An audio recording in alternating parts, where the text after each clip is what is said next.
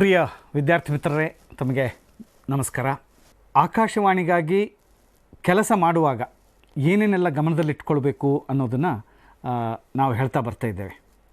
ಅಲ್ಲಿ ಬೇರೆ ಬೇರೆ ಭಿನ್ನ ಪ್ರಕಾರಗಳಿದೆ. ನೀವು ರೇಡಿಯೋ ಕೇಳ್ತೀರಿ ತಾನೆ? ನೀವು ರೇಡಿಯೋ ಕೇಳ್ತೀರಿ ಅಂತ ನನಗೆ ಗೊತ್ತು ಕೂಡ. ಆದರೆ ನೀವು ಕೇಳಿ ಅಥವಾ ನೀವು ಇನ್ನೊಬ್ಬರನ್ನಾದರೂ ಕೇಳಿ, ನಿಮಗೆ ರೇಡಿಯೋದಲ್ಲಿ ಇಷ್ಟವಾದದ್ದು ಯಾವುದು ಅಂತ ಹೇಳಿದ್ರೆ ಮೊದಲಿಗೆ ಚಿತ್ರಗೀತೆ ಅಂತ ಬರ್ಬೋದು. ಕಾರ್ಯಕ್ರಮಗಳಲ್ಲಿ ಯಾವುದು ಇಷ್ಟ ಅಂತ ನೀವು ಕೇಳಿ, ಎಲ್ಲರೂ ಥಟ್ಟನೆ ಹೇಳುವ ಒಂದು ಉತ್ತರ ನಾಟಕ. ನನಗೆ ರೇಡಿಯೋ ನಾಟಕ ತುಂಬ ಖುಷಿ ಕೊಡ್ತದೆ, ರೇಡಿಯೋ ನಾಟಕವನ್ನು ಕೇಳಲಿಕ್ಕೆ ನನಗೆ ತುಂಬ ಇಷ್ಟ ಅಂತ ಹೇಳ್ತಾರೆ. ಹಾಗೆಯೇ ರೂಪಕಗಳು ಕೂಡ. ರೂಪಕ ಮತ್ತು ನಾಟಕಗಳು ಒಂದು ರೇಡಿಯೋದ ಅವಿಭಾಜ್ಯ ಅಂಗ. ಅವುಗಳು ಇಲ್ಲದೇ ಇದ್ದರೆ, ರೇಡಿಯೋ ಮತ್ತು ನಾಟಕಗಳು ಇಲ್ಲದೆ ಹೋದರೆ ಒಂದು ರೀತಿ ರೇಡಿಯೋ ಕಾರ್ಯಕ್ರಮಗಳ ರುಚಿ ಹೆಚ್ಚೋದಿಲ್ಲ. ಆ ರೇಡಿಯೋ ಕಾರ್ಯಕ್ರಮಗಳ ರುಚಿ ಹೆಚ್ಚಿಸಬೇಕಂದ್ರೆ ರೂಪಕಗಳು ಮತ್ತು ನಾಟಕಗಳು ಅದರ ಜಾಗವನ್ನು ಪಡಿತವೆ. ಈ ರೂಪಕಗಳು ನಾಟಕಗಳು ಏನು ಅಂತ ಇವತ್ತು ನಾವು ಯೋಚನೆ ಮಾಡೋಣ. ಮತ್ತು ಇದರಲ್ಲಿ ಹೇಗೆ ಪಾಲ್ಗೊಳ್ಳಬೇಕು, ಹೇಗೆ ಬರೀಬೇಕು, ಹೇಗೆ ಪ್ರಸ್ತುತಿಪಡಿಸಬೇಕು ಅನ್ನೋ ಅಂಶಗಳನ್ನು ನಾವು ತಿಳ್ಕೊಳ್ಳೋಣ. ಮೊದಲಿಗೆ ರೂಪಕ, ಫೀಚರ್ ಅಂತ ಕರಿತೇವೆ. ರೇಡಿಯೋ ಫೀಚರ್ಸ್ ಅಂತ ಹೇಳ್ತಾರೆ. ಈ ರೂಪಕಗಳು ಅಂದರೆ ಏನು, ಅದನ್ನು ಹೇಗೆ ಪ್ರಸ್ತುತಪಡಿಸಬೇಕು, ಅದಕ್ಕೆ ಹೇಗೆ ಬರಿಬೇಕು, ಅದಕ್ಕಾಗಿ ಈ ಅಂಶಗಳನ್ನು ಗಮನಿಸೋಣ. ರೂಪಕ, ಫೀಚರ್ ಅಂತ ಇಂಗ್ಲೀಷ್ನಲ್ಲಿ ಹೇಳ್ತೇವೆ, ಕನ್ನಡದಲ್ಲಿ ರೂಪಕ ಅಂತ ಬರ್ತದೆ. ಇದು ಏನು, ಇದರ ಅರ್ಥ ಏನು? ರೂಪಕ ಅಂದರೆ ನೀವು ಸುಮ್ಮನೆ ಒಮ್ಮೆ ಹೋಗಿ ರೂಪಕ ಅನ್ನೋ ಶಬ್ದವನ್ನು ಹುಡುಕಿ ನಿಮ್ಮ ಡಿಕ್ಷನರಿಯನ್ನು ಒಮ್ಮೆ ಹೀಗೆ ತಿರುವಿ ಹಾಕಿ. ಡಿಕ್ಷನರಿಯನ್ನು ನೀವು ನೋಡ್ತಾ ಹೋದರೆ ರೂಪಕ ಅನ್ನೋದಕ್ಕೆ ಒಂದು ಆಕಾರ ಅನ್ನೋ ಶಬ್ದ ಬರ್ತದೆ, ರೂಪ ಅನ್ನುವಂಥ ಅರ್ಥ ಇದೆ, ಮತ್ತು ಮುಖಭಾವ ಅನ್ನುವಂಥ ಅರ್ಥವೂ ಸಿಗ್ತದೆ, ವೈಶಿಷ್ಟ್ಯ, ವೈಲಕ್ಷಣ್ಯ, ಹೀಗೆ ವಿವಿಧ ಅರ್ಥಗಳನ್ನು ರೂಪಕ ಅನ್ನುವ ಶಬ್ದ ಹೊರಹೊಮ್ಮಿಸ್ತದೆ ಅನ್ನೋದನ್ನು ನಾವು ಗಮನಿಸ್ತೇವೆ. ಇಲ್ಲಿ ರೂಪಕ ಅನ್ನುವಂಥ ಏನು ಶಬ್ದವನ್ನು ನಾವು ಇದಕ್ಕೆ ಒಂದು ಕಾರ್ಯಕ್ರಮಕ್ಕೆ ಬಳಸ್ತಾ ಇದ್ದೇವಲ್ಲ, ಯಾಕೆ ಇದು ರೂಪಕ ಅಂದರೆ, ರೂಪಕ ಅನ್ನೋದು ನೀವು ಕಾವ್ಯಾತ್ಮಕ ಭಾಷೆಯಲ್ಲೂ ಕೂಡ ರೂಪಕ ಅನ್ನುವಂಥ ಪದವನ್ನು ಬಳಸ್ತೇವೆ. ರೂಪಕ ಸೃಷ್ಟಿ, ಒಂದು ಕಾವ್ಯದಲ್ಲಿ ರೂಪಕಗಳನ್ನು ಸೃಷ್ಟಿ ಮಾಡುವುದು ಬಗ್ಗೆ ನಾವು ಮಾತಾಡ್ತೇವೆ. ಹಾಗೆಯೇ ಈ ರೇಡಿಯೋ ಒಂದು ಏನು ಈ ಕಾರ್ಯಕ್ರಮದ ಒಂದು ಸೊಗಸು ಇದೆಯಲ್ಲ, ಅದು ಒಂದು ರೂಪಕದ ಹಾಗೆಯೇ ನಮ್ಮೆದುರು ರೂಪುಗೊಳ್ಳುತ್ತದೆ. ಹಾಗಾಗಿ ಅದನ್ನು ರೂಪಕ ಅಂತ ಹೇಳ್ಬೋದು. ಇಂಥದ್ದೊಂದು ರೂಪಕ ಬೇರೆ ಮಾಧ್ಯಮಗಳಲ್ಲಿ ನಾವು ಕಾಣೋದು ಕಷ್ಟ. ಇದು ಇಲ್ಲಿಯೇ ಆಕಾಶವಾಣಿಯೇ, ರೇಡಿಯೋದಲ್ಲಿಯೇ ಅಂಥದ್ದೊಂದು ಕಾಣ್ಬೋದು. ಹೀಗಾಗಿ ನಾವು ರೂಪಕಗಳ ಜನಕ ಅಂತ ರೇಡಿಯೋನ ಹೇಳ್ಬೋದೇನೋ. ಯಾಕಂದರೆ ಹಾಗೆ ಅದರ ನಿರೂಪಣಾ ಶೈಲಿ, ಅದನ್ನು ರೂಪಿಸಿದ ಬಗೆ, ಅದೆಲ್ಲವೂ ಕೂಡ ಅದರ ಹಿರಿಮೆ ಅಥವಾ ಅದಕ್ಕೇನೋ ಸಿಕ್ಕಂಥ ಗೌರವ ಇದೆ, ಅದೆಲ್ಲವೂ ಕೂಡ ರೇಡಿಯೋಕ್ಕೆ ಸಲ್ಲಿಸ್ತದೆ. ಹೀಗಾಗಿ ನಾವು ರೂಪಕ ಅನ್ನುವಂಥ ಒಂದು ಕಾರ್ಯಕ್ರಮ ಪ್ರಕಾರಕ್ಕೆ ಆ ಪ್ರಕಾರವನ್ನು ರೂಪಿಸಿದ್ದೇ ರೇಡಿಯೋ. ಬಹುಶಃ ಈ ರೂಪಕ ಅನ್ನೋದಕ್ಕೆ ರೂಪವಿಲ್ಲದಕ್ಕೆ ರೂಪ ಕೊಡುವುದು ರೂಪಕ ಅಂತ ಹೇಳ್ಬೋದು ಏನೋ. ಅಷ್ಟು ಅಂದರೆ ಬೇರೆ ಬೇರೆ ವಿಷಯಗಳನ್ನು ಒಂದು ಕಡೆ ಸಂಗ್ರಹಿಸಿ ಅದನ್ನು ಹೇಳುವಂಥ ಕ್ರಮ ಇದೆಯಲ್ಲ, ಅದು ರೂಪಕ. ರೂಪಕ ಇದು ಯಾವಾಗ ಪ್ರಾರಂಭ ಆಯಿತು, ಇಂಥದ್ದೊಂದು ಒಂದು ಪ್ರಕಾರ ಯಾವಾಗ ಇದನ್ನು ರೇಡಿಯೋದಲ್ಲಿ ಕೊಡಲಿಕ್ಕಾಯಿತು ಅಂತ ನಾವು ಸುಮ್ಮನೆ ಗಮನಿಸ್ತಾ ಹೋದರೆ ಅಂಥದ್ದೇನು ದಾಖಲೆಗಳು ನಮಗೆ ಸಿಕ್ಕೋದಿಲ್ಲ. ಅಂದರೆ ಯಾವಾಗ ಪ್ರಾರಂಭ ಆಯಿತು ಏನು ಅನ್ನೋದ್ರ ಬಗ್ಗೆ. ಆದರೆ ಅಂಥದ್ದೊಂದು ಕಾರ್ಯಕ್ರಮ ನಿರೂಪಣ, ಒಂದು ಪ್ರಕಾರ ನಮ್ಮ ಜೊತೆಗಿದೆ ಅನ್ನೋದು ತುಂಬ ಹೆಮ್ಮೆಯ ವಿಷಯ. ಈ ರೂಪಕ ಅಂದರೆ ಏನು? ಇದೇನು ಮಾತು ಅಥವಾ ನಿರೂಪಣೆ? ಹೌದಾ? ಹೌದು, ಅದರಲ್ಲಿ ಮಾತು ಇದೆ, ನಿರೂಪಣೆ ಅಂತ ಹೇಳ್ತೇವೆ. ಅದಕ್ಕೆ ನಿರೂಪಣೆ ಇದೆ. ಹಾಗಾದರೆ ಬರೀ ಮಾತಾ? ಅಲ್ಲ, ಬರೀ ಮಾತಾದರೆ ಅದು ಭಾಷಣ ಆಗ್ತದೆ, ನಿರೂಪಣೆ ಹೇಗಾಗ್ತದೆ? ಹಾಗಾದರೆ ಮತ್ತೇನದು? ರೂಪಕದ ಜೊತೆಗೆ ಮತ್ತೇನಿದೆ? ಅದರ ಜೊತೆಗೆ ಒಂದಿಷ್ಟು ಸಂಗೀತ ಇದೆ, ಮ್ಯೂಸಿಕ್ ಅದರ ಜೊತೆಗೆ ಮಿಕ್ಸ್ ಆಗ್ತದೆ, ಸಂಗೀತ ಸೇರಿಸ್ತೇವೆ, ಮಾತು ಸಂಗೀತ ಮತ್ತು ಅದರ ಜೊತೆಗೆ ಒಂದಿಷ್ಟು ಮಾಹಿತಿ ಇದೆ, ಮಾಹಿತಿಯನ್ನು ಕೊಡ್ತೇವೆ. ಮಾತು ಸಂಗೀತ ಮಾಹಿತಿ ಅಷ್ಟು ಮಾತ್ರ ಅಲ್ಲ, ಅದಕ್ಕೊಂದಿಷ್ಟು ಧ್ವನಿ ಪರಿಣಾಮಗಳು, ಶಬ್ದ ಪರಿಣಾಮಗಳು ಅಂತ ಹೇಳ್ತೀವಿ, ಇಫೆಕ್ಟ್ಸ್ಗಳನ್ನು ಕೊಡ್ತೇವೆ. ಹಾಗಾದರೆ ಇದು ಒಂದು ರೀತಿಯ ಎಲ್ಲದರ ಮಿಶ್ರಣ. ಇದು ಅಲ್ಲಿ ನಿರೂಪಣೆಯೂ ಇದೆ, ಮಾಹಿತಿಯೂ ಕೊಡ್ತಾರೆ, ಸಂಗೀತವೂ ಇದೆ, ಧ್ವನಿ ಪರಿಣಾಮವೂ ಇದೆ. ಹೀಗೆ ಅವೆಲ್ಲವುಗಳ ಮಿಶ್ರಣವಾಗಿ ರೂಪುಗೊಳ್ಳುತ್ತದೆ ಒಂದು ರೂಪಕ.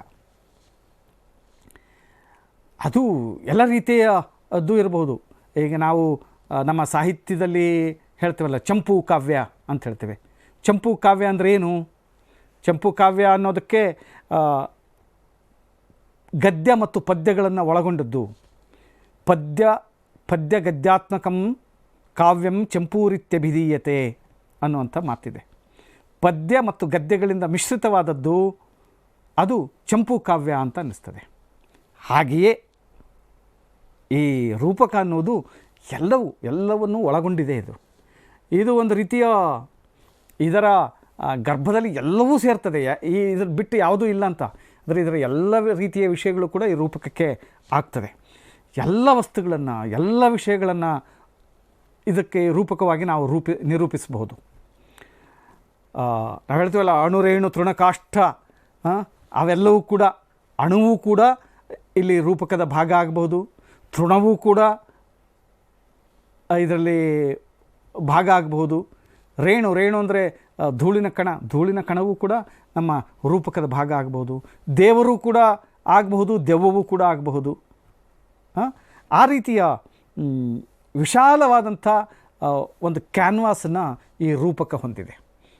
ಇಲ್ಲಿ ಚರ್ಚಿಸಬೇಕಾದ, ಮಾತಾಡಬೇಕಾದ ಎಲ್ಲ ವಿಷಯಗಳನ್ನು ಕೂಡ ರೂಪಕ ರೀತಿಯಲ್ಲಿ ಪ್ರಸ್ತುತಪಡಿಸಲಿಕ್ಕೆ ಸಾಧ್ಯ ಇದೆ. ಪರಮಾತ್ಮನ ಬಗ್ಗೆ ಹೇಳ್ಬೋದು, ಆಧ್ಯಾತ್ಮದ ಬಗ್ಗೆಯೂ ಕೂಡ ನಾವು ಮಾತಾಡ್ಬೋದು.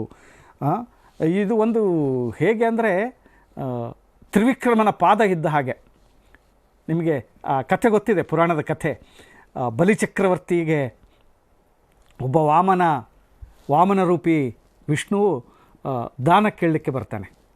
ದಾನ ಕೇಳಲಿಕ್ಕೆ ಬೇಕಾದಾಗ ನಿನಗೆ ಎಷ್ಟು ಬೇಕು, ನನಗೆ ನನ್ನ ಪಾದದ ಅಳತೆ ಎಷ್ಟು ಜಾಗ ಕೊಡು ಸಾಕು ಅಂತ ಕೇಳ್ತಾನೆ. ಅವನು ಇರೋದೇ ಇಷ್ಟು ವಾಮನ, ಅವನ ಪಾದ ಎಷ್ಟಿದ್ದಿತ್ತು, ಇಷ್ಟಿದ್ದಿತ್ತು ಪಾದ. ಅದಕ್ಕೆ ಬಲಿ ಆದೀತು ಅಂತ ಒಪ್ಕೊಳ್ತಾನೆ. ಆಯಿತು ಅಂತ ಒಪ್ಪಿಗೆ ಏನು ಅರ್ಘ್ಯವನ್ನು ಕೊಡ್ತಾರೆ, ನಾನು ನಿನಗೆ ಕೊಟ್ಟಿದ್ದೇನೆ ಅಂತ. ಹಾಗೆ ಕೊಟ್ಟಿದ್ದೇನೆ ಅಂತ ಹೇಳಿದಾಗ ಅವನು ತ್ರಿವಿಕ್ರಮನಾಗಿ ಬೆಳೆದು ಬಿಡ್ತಾನೆ. ತ್ರಿವಿಕ್ರಮನಾಗಿ ಬೆಳೆದು ಮೊದಲು ಭೂಮಿಯ ಮೇಲೆ ಕಾಲಿಡ್ತಾನೆ. ಇಡೀ ಭೂಮಿಯ ತುಂಬ ತನ್ನ ಪಾದ ಆವರಿಸ್ತದೆ. ಆಮೇಲೆ ಭೂಮಿ ಇಲ್ಲ, ಯಾಕಂದರೆ ಇವನು ಮೂರೂ ಲೋಕಕ್ಕೆ ಒಡೆಯನಾದಂಥವ ಬಲಿ. ಹಾಗಾದರೆ ಅವನ ಹತ್ರ ಇರೋದು ಪಾತಾಳಕ್ಕೂ ಇಳುತ್ತಾನೆ. ಇಡೀ ಪಾತಾಳ ಈ ವಿಷ್ಣುವಿನ ಪಾದ ಆವರಿಸಿಬಿಡ್ತದೆ. ಕೊನೆಗೆ ಎಲ್ಲಿಡಲಿ, ಇನ್ನೊಂದು ಪಾದ, ನನಗೆ ಮೂರು ಪಾದದಷ್ಟು ಜಾಗ ಕೊಡಬೇಕು ಅಂತ ಕೇಳಿದ್ದ. ಇನ್ನೊಂದು ಪಾದ ಇಡಲಿ, ಕೊನೆಗೆ ನನ್ನ ತಲೆ ಮೇಲೆ ಇಡು ಅಂತ ಹೇಳ್ತಾನೆ. ಆ ತಲೆಯನ್ನು ಕೂಡ ಅದು ಆವರಿಸಿಬಿಡ್ತದೆ. ಈ ಕಥಾನಕವನ್ನು ನಾವು ಪುರಾಣದಲ್ಲಿ ಕೇಳಿದ್ದೇವೆ.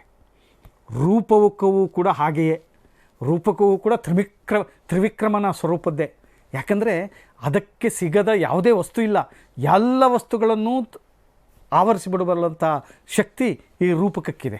ಹೀಗಾಗಿ ರೂಪಕಕ್ಕೆ ಸಿಗದ ವಸ್ತುಗಳೇ ಇಲ್ಲ. ಕಲ್ಪನಾ ಲೋಕವೂ ಇರಬಹುದು, ವರ್ತಮಾನದ ಲೋಕವೂ ಇರಬಹುದು, ಭೂತ ಭವಿಷ್ಯದ ವರ್ತಮಾನಗಳು ಇದರ ವಸ್ತುವಾಗಿ ರೂಪುಗೊಳ್ಳಬಹುದು. ಆ ಎಲ್ಲ ವಿಷಯ ವಸ್ತುಗಳನ್ನು ಒಳಗೊಂಡಂಥದ್ದು ರೂಪಕ.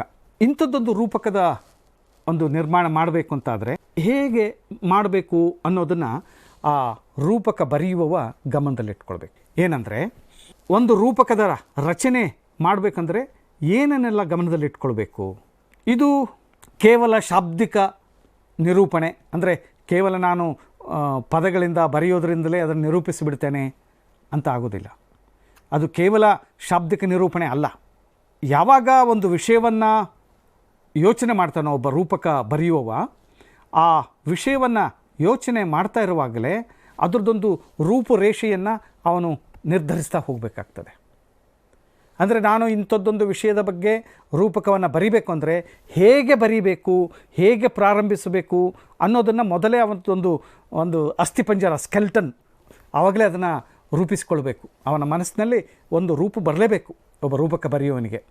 ಅಂಥದ್ದೊಂದು ಸ್ಕೆಲ್ಟನ್ ಸಿದ್ಧ ಆದರೆ ಮತ್ತೆ ನಡಕ್ಕೆ ಅದರಲ್ಲಿ ಏನೇನು ತುಂಬಬೇಕು ಅನ್ನೋದನ್ನು, ಈಗ ಒಬ್ಬ ಚಿತ್ರಕಲಾವಿದ ಚಿತ್ರವನ್ನು ಬಿಡಿಸ್ತಾನೆ. ಚಿತ್ರವನ್ನು ಬಿಡಿಸುವ ಮೊದಲು ಅವನು ರೇಖೆಗಳನ್ನು ಹಾಕ್ಕೊಂಡು ಹೋಗ್ತಾನೆ, ಹೇಗೆ ಹೇಗೆ ಹೇಗೆ ಬರಬೇಕು ಅಂತ ಒಂದು ಅಂದಾಜು ರೇಖೆಗಳನ್ನು ಬಿಡಿಸ್ತಾನೆ. ಆಮೇಲೆ ಅದಕ್ಕೆ ಯಾವ ಬಣ್ಣ ತುಂಬೋದು, ಹೇಗೆ ತುಂಬೋದು, ಅದನ್ನು ಚೆಂದ ಕಾಣುವಾಗ ಹೇಗೆ ಮಾಡೋದು ಅನ್ನೋದನ್ನು ಮತ್ತೆ ರೂಪಿಸಿಕೊಳ್ತಾ ಹೋಗ್ತಾನೆ. ಇಲ್ಲಿ ಕೂಡ ಹಾಗೆಯೇ. ಅಂದರೆ ಒಂದು ರೂಪಕದ ವಸ್ತುವನ್ನು ನಾವು ತೆಗೆದುಕೊಂಡ್ರೆ ಅದರ ರೂಪುರೇಷೆ ಮೊದಲೇ ನಿರ್ಧಾರ ಆಗಬೇಕು, ಅದರ ನೀಲಿನಕ್ಷೆ ಮೊದಲೇ ನಿರ್ಧಾರ ಆಗಬೇಕು. ಅದು ಹೇಗೆ ನಿರೂಪಿಸಬೇಕು ಅನ್ನೋದರಿಂದ ಹಿಡಿದು ಪ್ರಾರಂಭದಲ್ಲಿ ಏನು ಹೇಳಬೇಕು, ಕೊನೆಯಲ್ಲಿ ಏನು ಹೇಳಬೇಕು, ನಡುವೆ ಹೇಗೆ ಬರಬೇಕು, ಯಾವ ರೀತಿ ನಾನು ಅದನ್ನು ಪ್ರಸ್ತುತಪಡಿಸಬೇಕು, ಅದೆಲ್ಲ ನಿರ್ಧಾರ ಮಾಡಿಕೊಂಡು ಹೇಗೆ ಅದನ್ನು ಮುಕ್ತಾಯಗೊಳಿಸಬೇಕು ಅನ್ನುವಂಥ ಒಂದು ಸಿದ್ಧತೆಯನ್ನು ಒಬ್ಬ ಬರಹಗಾರ ಮಾಡಿಕೊಳ್ಳಬೇಕು. ಆಮೇಲೆ ಅದರೊಳಗೆ ಏನು ಮಾಹಿತಿಯನ್ನು ಕೊಡಬೇಕು, ನಾನು ಒಂದು ವಿಷಯವನ್ನು ತೆಗೆದುಕೊಂಡ್ರೆ ಆ ವಿಷಯದಲ್ಲಿ ಏನು ಮಾಹಿತಿ ಇಡಬೇಕು ಅನ್ನೋದನ್ನು ಕೂಡ ನಿರ್ಧರಿಸಬೇಕಾದದ್ದು ಆ ರೂಪಕ ರಚನೆ ಮಾಡು.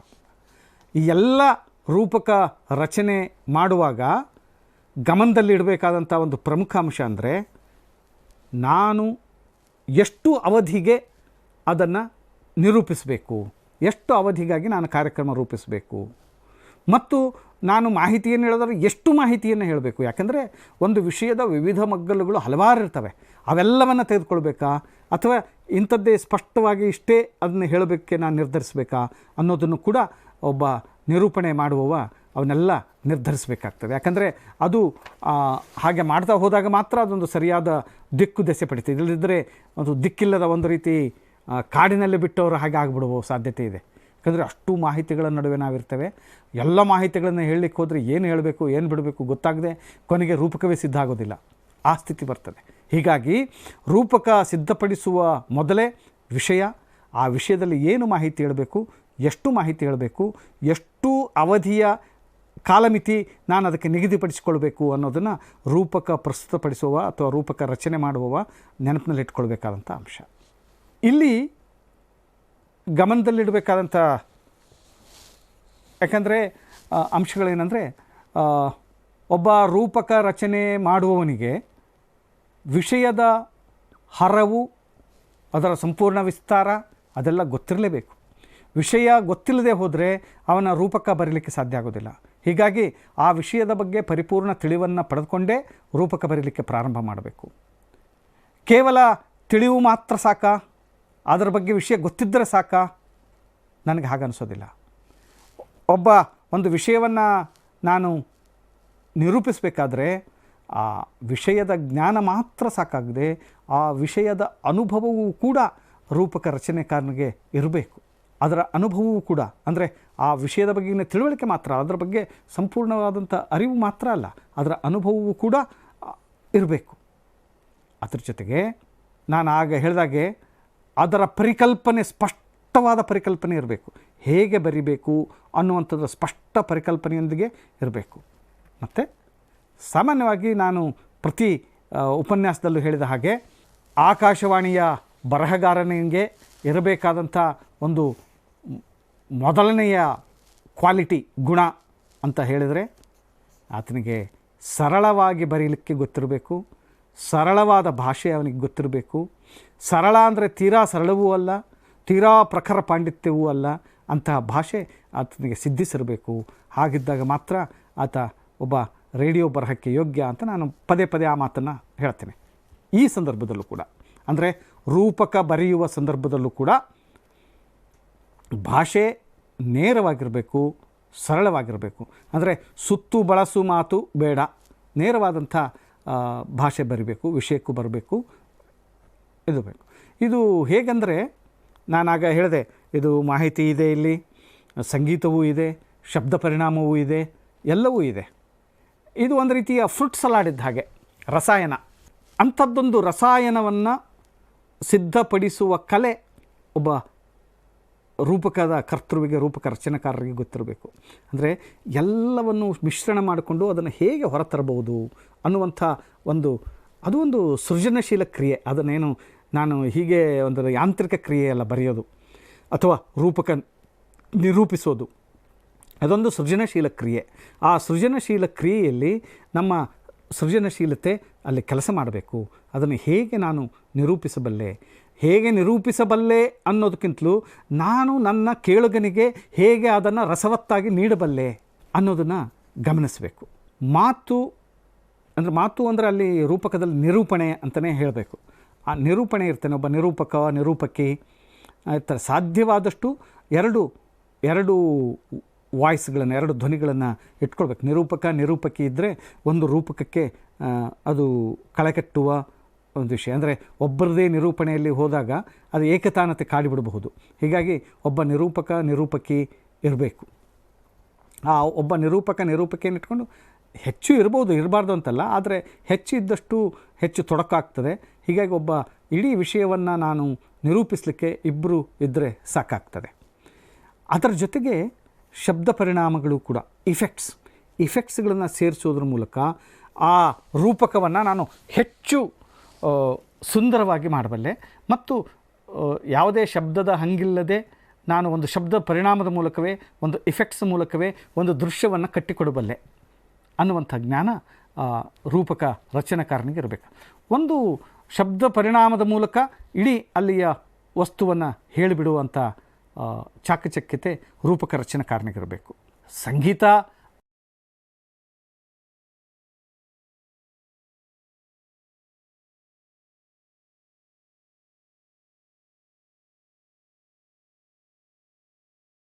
ಹಾಡು ಇರ್ಬೋದು, ಸಂಗೀತ ಇರ್ಬೋದು, ಎಲ್ಲವುಗಳ ಮಿಶ್ರಣ.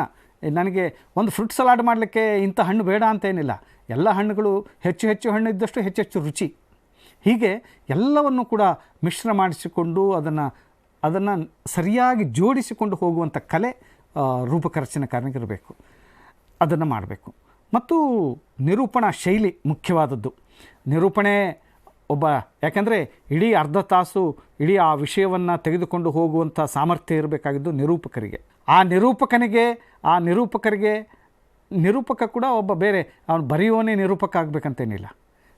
ಎರಡು ಧ್ವನಿ ಕೊಡುವವರು ಬರ್ತಾರೆ. ಯಾರು ಅಲ್ಲಿ ಆಡಿಷನ್ ಆದಂಥವ್ರು, ಈಗಾಗಲೇ ಆಡಿಷನ್ ಮಾಡಿ ಪಾಸಾದಂಥ ನಾಟಕ ಕಲಾವಿದರು ಹೀಗಿರ್ತಾರೆ, ಅವರು ಕೊಡಬಲ್ಲರು. ಆ ಇಬ್ಬರು ನಿರೂಪಕರಿಗೆ ಹೇಗೆ ಅದನ್ನು ಪ್ರಸ್ತುತಪಡಿಸಬೇಕು ಅನ್ನುವಂಥ ಭಾಷೆಯನ್ನು ಈತ ರೂಢಿಸಿಕೊಂಡು ಆ ನಿರೂಪಕರ ಕಡೆಯಿಂದ ಅದನ್ನು ನಿರೂಪಣಾ ಶೈಲಿಯನ್ನು ಮೊದಲೇ ನಿರ್ಧರಿಸಿ ಅವರಿಂದ ಹೊರತರಬೇಕು. ನಿರೂಪಕರಿಗೆ ಸಾಮಾನ್ಯವಾಗಿ ಆಡಿಷನ್ ಆದಂಥ ಧ್ವನಿ ಪರೀಕ್ಷೆಗೆ ಒಳಗಾದಂಥ ಕಲಾವಿದರಿದ್ದರೆ ಅವರಿಗೆ ಅದರದ್ದೊಂದು ಹಿಡಿತ ಇರ್ತದೆ.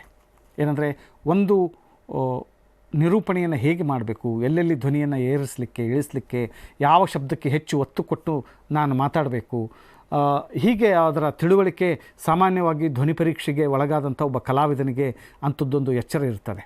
ಹೀಗಾಗಿ ಅಂತಹ ಧ್ವನಿ ಪರೀಕ್ಷೆಗೆ ಒಳಗಾದಂಥ ಕಲಾವಿದನನ್ನೇ ಬಳಸಿಕೊಂಡ್ರೆ ಹೆಚ್ಚು ಸೂಕ್ತ ಆಗ್ತಾ ಹೋಗ್ತದೆ. ಇಂಥದ್ದೊಂದು ಈಗೆಲ್ಲ ಸಿದ್ಧ ಆಗಿದೆ, ವಿಷಯ ಸಿದ್ಧ ಆಗಿದೆ, ಬರವಣಿಗೆ ಆಗಿದೆ.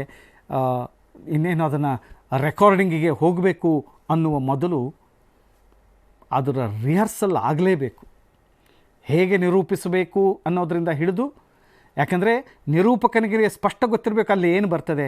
ಅದು ಒಮ್ಮೆಲೆ ಸ್ಕ್ರಿಪ್ಟ್ ತೆಗೆದುಕೊಂಡು ಹೋಗಿ ಮೈಕ್ ಮುಂದೆ ನಿಂತು ಹೇಳಲಿಕ್ಕಾಗೋದಿಲ್ಲ. ಅಲ್ಲಿ ಇರುವ ವಿಷಯ, ಅವರು ಪ್ರಸ್ತುತಪಡಿಸಬೇಕಾದಂಥ ವಿಷಯ, ಅವೆಲ್ಲ ಗೊತ್ತಿದ್ದಾಗ ಅದನ್ನು ಹೇಗೆ ಪ್ರಸ್ತುತಪಡಿಸಬೇಕು ಅನ್ನುವಂಥ ಒಂದು ಯೋಚನೆ ಒಬ್ಬ ಕಲಾವಿದನಿಗೆ, ನಿರೂಪಕನಿಗೆ ಬರಲಿಕ್ಕೆ ಸಾಧ್ಯ.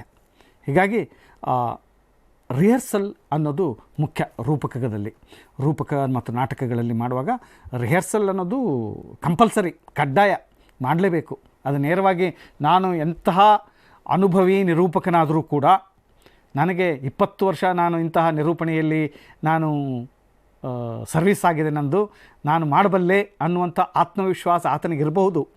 ಆದರೆ ರಿಹರ್ಸಲ್ ಮಾಡದೆ ಹೋದರೆ ಆ ನಿರೂಪಕ ಕೂಡ ಫೇಲ್ ಆಗುವಂಥ, ವಿಫಲನಾಗುವಂಥ ಸಾಧ್ಯತೆಗಳಿರ್ತದೆ. ಹೀಗಾಗಿ ಒಬ್ಬ ನಿರೂಪಕ ತನ್ನ ಕಾರ್ಯಕ್ರಮವನ್ನು ನಿರೂಪಿಸುವ ಮೊದಲು ಆತ ರಿಹರ್ಸಲ್ ಮಾಡಲೇಬೇಕು. ರಿಹರ್ಸಲ್ ಮಾಡಿಯೇ ಹೋಗಬೇಕು. ಒಂದು 2 ಬಾರಿ ಆದರೂ ಯಾರು ನಿರೂಪಕಿ ಜೊತೆಗೂಡಿಕೊಂಡು ಅದರ ರೂಪಕ ನಿರ್ಮಿಸುವವರ ಜೊತೆ ಮಾತಾಡಿಕೊಂಡು ಅದನ್ನು ಹೇಗೆ ಮಾಡಬೇಕು, ಹೇಗೆ ಅದರ ತರಬೇಕು ಅನ್ನೋದನ್ನು ಇರಬೇಕು. ಆಮೇಲೆ ನಾನು ಆಗ ಹೇಳಿದ್ದೇನೆ, ಅಂದರೆ ರೂಪಕದಲ್ಲಿ ಬರುವಂಥ ಧ್ವನಿ ಪರಿಣಾಮಗಳನ್ನು, ಸಂಗೀತವನ್ನು, ಹಾಡನ್ನು ಎಲ್ಲೆಲ್ಲಿ ಹಾಕಬೇಕು ಅನ್ನೋದನ್ನು ಕೂಡ ರೂಪಕ ರಚನಾಕಾರ ಮೊದಲೇ ನಿರ್ಧರಿಸಬೇಕು. ಸ್ಪಷ್ಟವಾಗಿ ಆತನ ಏನು ಸ್ಕ್ರಿಪ್ಟ್ನಲ್ಲಿ ಅದನ್ನು ಬರಿಬೇಕು.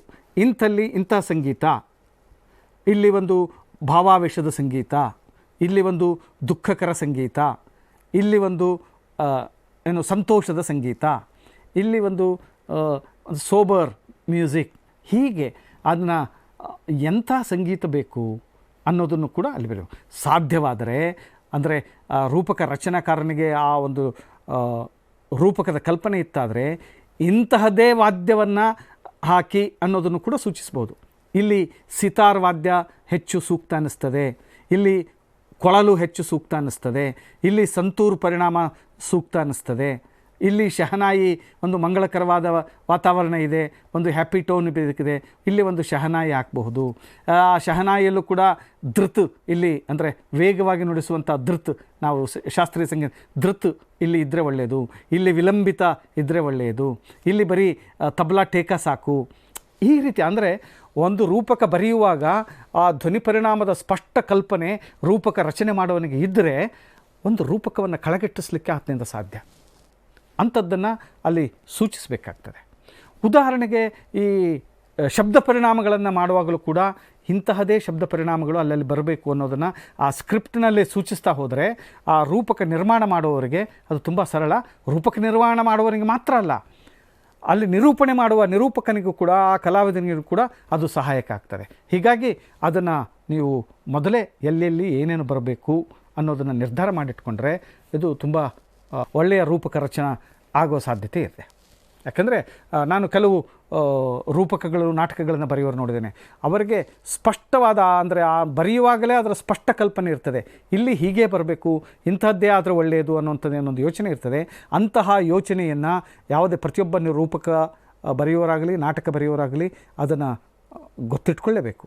ಆಗ ಮಾತ್ರ ಅದೊಂದು ಸ್ಪಷ್ಟ ರೂಪ ಪಡೀಲಿಕ್ಕೆ ಸಾಧ್ಯ ಆಗ್ತದೆ.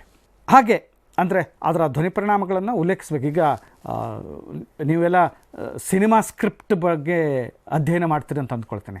ಆ ಸಿನಿಮಾ ಸ್ಕ್ರಿಪ್ಟ್ನಲ್ಲೂ ಕೂಡ ಪ್ರತಿಯೊಂದನ್ನು ಕೂಡ ಸ್ಕ್ರೀನ್ ಪ್ಲೇ ಅಂತ ಹೇಳ್ತೀವಲ್ಲ, ಆ ಸ್ಕ್ರೀನ್ ಪ್ಲೇಯಲ್ಲೂ ಕೂಡ ಪ್ರತಿಯೊಂದು ಅಂಶವನ್ನು ಕೂಡ ಅದರಲ್ಲಿ ದಾಖಲಿಸ್ತಾ ಹೋಗ್ತಾರೆ ಸ್ಕ್ರೀನ್ ಪ್ಲೇ ಬರೆಯುವವರು. ಅಂದರೆ ಸ್ಕ್ರೀನ್ ಪ್ಲೇ ಬರೆಯುವವರು ಎಷ್ಟರ ಮಟ್ಟಿಗೆ ಅದನ್ನು ಯೋಚಿಸಬೇಕಾದ್ರೆ ಲೈಟ್ ಎಲ್ಲಿಂದ ಬರಬೇಕು, ಹೇಗೆ ಬರಬೇಕು, ಯಾವ ಲೈಟ್ ಇರಬೇಕು ಅನ್ನೋದನ್ನು ಕೂಡ ಅವನು ಗಮನಿಸ್ತಾ ಹೋಗ್ತಾನೆ. ಅಲ್ಲಿಯ ಸನ್ನಿವೇಶ, ಬ್ಯಾಕ್ಡ್ರಾಪಿನ ಸನ್ನಿವೇಶಗಳೇನಿರಬೇಕು ಅದೆಲ್ಲವನ್ನು ಕೂಡ ಅಲ್ಲಿ ದಾಖಲಿಸ್ತಾ ಹೋಗ್ತಾನೆ ಒಂದು ಸ್ಕ್ರೀನ್ ಪ್ಲೇಯಲ್ಲಿ. ಹಾಗೆಯೇ ಇಲ್ಲಿಯೂ ಕೂಡ ರೂಪಕಕರ್ತೃ, ರೂಪಕ ರಚನೆಕಾರ ತಾನು ಏನು ಅಲ್ಲಿ ನಿರೀಕ್ಷೆ ಮಾಡ್ತೇನೆ ಅನ್ನೋದನ್ನು ಕೂಡ ಎಲ್ಲವನ್ನು ಅದರಲ್ಲಿ ದಾಖಲಿಸ್ತಾ ಬರಿತಾ ಹೋದರೆ ಒಬ್ಬ ರೂಪಕ ನಿರ್ಮಾಣ ಮಾಡುವವನಿಗೆ ಅದು ತುಂಬ ಸಹಾಯಕ ಆಗ್ತದೆ. ಅಷ್ಟು ಮಾತ್ರ ಅಲ್ಲ, ಅದೊಂದು ಉತ್ತಮ ರೂಪಕವಾಗಿ ಮೂಡಿಬರಲಿಕ್ಕೆ ಅದು ಅನುಕೂಲ ಆಗ್ತದೆ. ಅಂಥದ್ದನ್ನು ಗಮನಿಸಬೇಕು. ಮತ್ತು ಕಾಲದ ಬದಲಾವಣೆ ಜೊತೆಗೆ ರೂಪಕ ಒಗ್ಗಿಕೊಂಡು ಹೋಗಿಬಿಟ್ಟಿದೆ. ಈಗ ನಮ್ಮ ರೂಪಕ ನಿರ್ಮಾಣದ ಘಟನೆಗಳನ್ನು ನಾವು ಹಿಂದಿನ ತೆಗೆದುಕೊಂಡು ಹೋದರೆ, ಹಿಂದೆ ಮಾಡ್ತಾ ಇದ್ದಂಥ ರೂಪಕ ರಚನೆ ಮತ್ತು ಅದರ ನಿರ್ಮಾಣಕ್ಕೂ ಇವತ್ತು ನಾವು ಮಾಡ್ತಾ ಇರುವಂಥ ರೂಪಕ ನಿರ್ಮಾಣಕ್ಕೂ ಭಾಳಷ್ಟು ವ್ಯತ್ಯಾಸಗಳಿದ್ದಾವೆ. ಭಾಳಷ್ಟು ವ್ಯತ್ಯಾಸ ಏನಾಗಿದೆ ಅಂದರೆ, ತಾಂತ್ರಿಕವಾದಂಥ ಬೆಳವಣಿಗೆಗಳು ನಮ್ಮಲ್ಲಿ ಆಗ್ತಾ ಇದ್ದಾವೆ. ತಾಂತ್ರಿಕವಾದ ಬೆಳವಣಿಗೆಗಳಾದ ಹಾಗೆ ಅದರ ಪರಿಣಾಮ ನಮ್ಮ ಕಾರ್ಯಕ್ರಮಗಳ ನಿರ್ಮಾಣದಲ್ಲೂ ಕೂಡ ಆಗ್ತಾ ಹೋಗ್ತದೆ. ಹಾಗೆ ಆ ತಾಂತ್ರಿಕ ಬದಲಾವಣೆಗಳನ್ನು ನಾವು ಮೈಗೂಡಿಸಿಕೊಳ್ತಾ ಹೋಗ್ತೇವೆ. ಆಗ ಅದಕ್ಕೆ ತಕ್ಕ ಹಾಗೆ ನಮ್ಮ ರೂಪಕವೂ ಕೂಡ ಅಂಥದ್ದೊಂದು ತಾಂತ್ರಿಕ ಬದಲಾವಣೆಗೆ ಒಗ್ಗಿಕೊಂಡು ಬಿಟ್ಟಿದೆ. ಹೀಗೆ ಆ ತಾಂತ್ರಿಕ ಬದಲಾವಣೆಗಳನ್ನೆಲ್ಲ ಅಳವಡಿಸಿಕೊಂಡು ಈಗ ರೂಪಕ ಸಿದ್ಧ ಆಗ್ತದೆ. ಈ ಎಲ್ಲ ರೂಪಕಗಳನ್ನು ನಾವು ಮಾಡ್ತೇವೆ. ಆದರೆ ಪ್ರಮುಖವಾಗಿ ಒಂದು ಗಮನದಲ್ಲಿಡಬೇಕು. ಈಗ ಒಂದು ಹೀಗೆ ಇರ್ತದೆ ಇಂಥದ್ದು ಅನ್ನೋದನ್ನು ನಾವು ನಿರ್ಧರಿಸಬೇಕಂತಾದರೆ ಅದರ ಶೀರ್ಷಿಕೆ ಬಹಳ ಮುಖ್ಯ. ಶೀರ್ಷಿಕೆ ತುಂಬ ಕ್ಯಾಚಿ ಆಗಿರಬೇಕು. ಕ್ಯಾಚಿ ಆಗಿರ್ಬೇಕಂದ್ರೆ ಆ ಶೀರ್ಷಿಕೆ ಕೇಳಿದ ಕೂಡಲೇ ಓಹ್ ಏನೋ ಇದೆ ಇದರಲ್ಲಿ, ಏನೋ ಹೊಸತು ಹೇಳ್ತಾ ಇದ್ದಾರೆ ಅಂತ ಅನಿಸ್ಬಿಡಬೇಕು. ಅಂಥ ಹೊಸತನ್ನು ಮತ್ತು ಸೂಚ್ಯವಾಗಿ ಅದರ ವಿಷಯವನ್ನು, ಸೂಚ್ಯವಾಗಿ ಅದರ ಒಳ ಹೂರಣವನ್ನು ತೆರೆದಿಡಬಲ್ಲಂಥ, ಹೇಳಬಲ್ಲಂಥ ಒಂದು ಶೀರ್ಷಿಕೆ ಮುಖ್ಯ. ಯಾವುದೇ ರೂಪಕಕ್ಕೂ ಮತ್ತು ನಾಟಕಕ್ಕೂ ಕೂಡ ಆ ರೂಪಕಕ್ಕೆ ಅಂತಹ ಶೀರ್ಷಿಕೆಯನ್ನು ಇಡಬೇಕು. ನಾನು ಹೇಳಿದ್ದೇನೆ ಇಲ್ಲಿ ಎಷ್ಟು ರೀತಿಯ ವಸ್ತುವಾದರೂ ಆಗ್ಬೋದು, ಯಾವುದೇ ವಸ್ತುವು ಕೂಡ ರೂಪಕಕ್ಕೆ ಒಗ್ಗಿಕೊಂಡು ಬಿಡ್ತದೆ. ಅದರಲ್ಲಿ ಸಂದರ್ಶನಗಳು ಬರಬಹುದು, ಏನೂ ಆಗ್ಬೋದು. ಅದನ್ನು ಅದು ಆಯಾ ಏನು ಫ್ರೇಮ್ ಸಿದ್ಧ ಮಾಡ್ಕೊಳ್ತೀವಲ್ಲ ಆಗಲೇ ಅದು ಸಿದ್ಧ ಆಗಬೇಕು. ಉದಾಹರಣೆಗೆ ಏನು ಹೇಳೋದಾದರೆ, ಈ ಗ್ರಾಹಕ ನ್ಯಾಯಾಲಯಗಳು ಇದ್ದಾವೆ, ಕನ್ಸ್ಯೂಮರ್ ಕೋರ್ಟ್ಗಳು. ಕನ್ಸ್ಯೂಮರ್ ಕೋರ್ಟ್ನಲ್ಲಿ ಬೇರೆ ಬೇರೆ ವಿಭಿನ್ನ ರೀತಿಯ ಸಮಸ್ಯೆಗಳು ಬರ್ತದೆ, ನ್ಯಾಯದ ಸಮಸ್ಯೆಗಳು ಬರ್ತದೆ.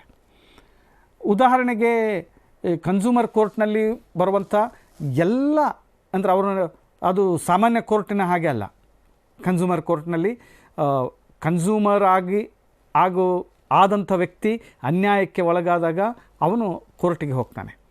ಅದರ ಹಿಂದೆ ಬಿದ್ದು ಅದನ್ನು ಛಲ ಬಿಡದ ಹಾಗೆ ಅದನ್ನು ತೊಗೊಂಡು ಬರ್ತಾನೆ. ಹೀಗೆ ಒಮ್ಮೆ ಒಂದು ರೂಪಕ ನಿರೂಪಿಸುವಾಗ ಅದನ್ನು CU ಬೆಳ್ಳಕ್ಕಿ ಅಂತ ಒಬ್ಬ ಕಾರ್ಯಕ್ರಮ ಅಧಿಕಾರಿ ಇದ್ದರು.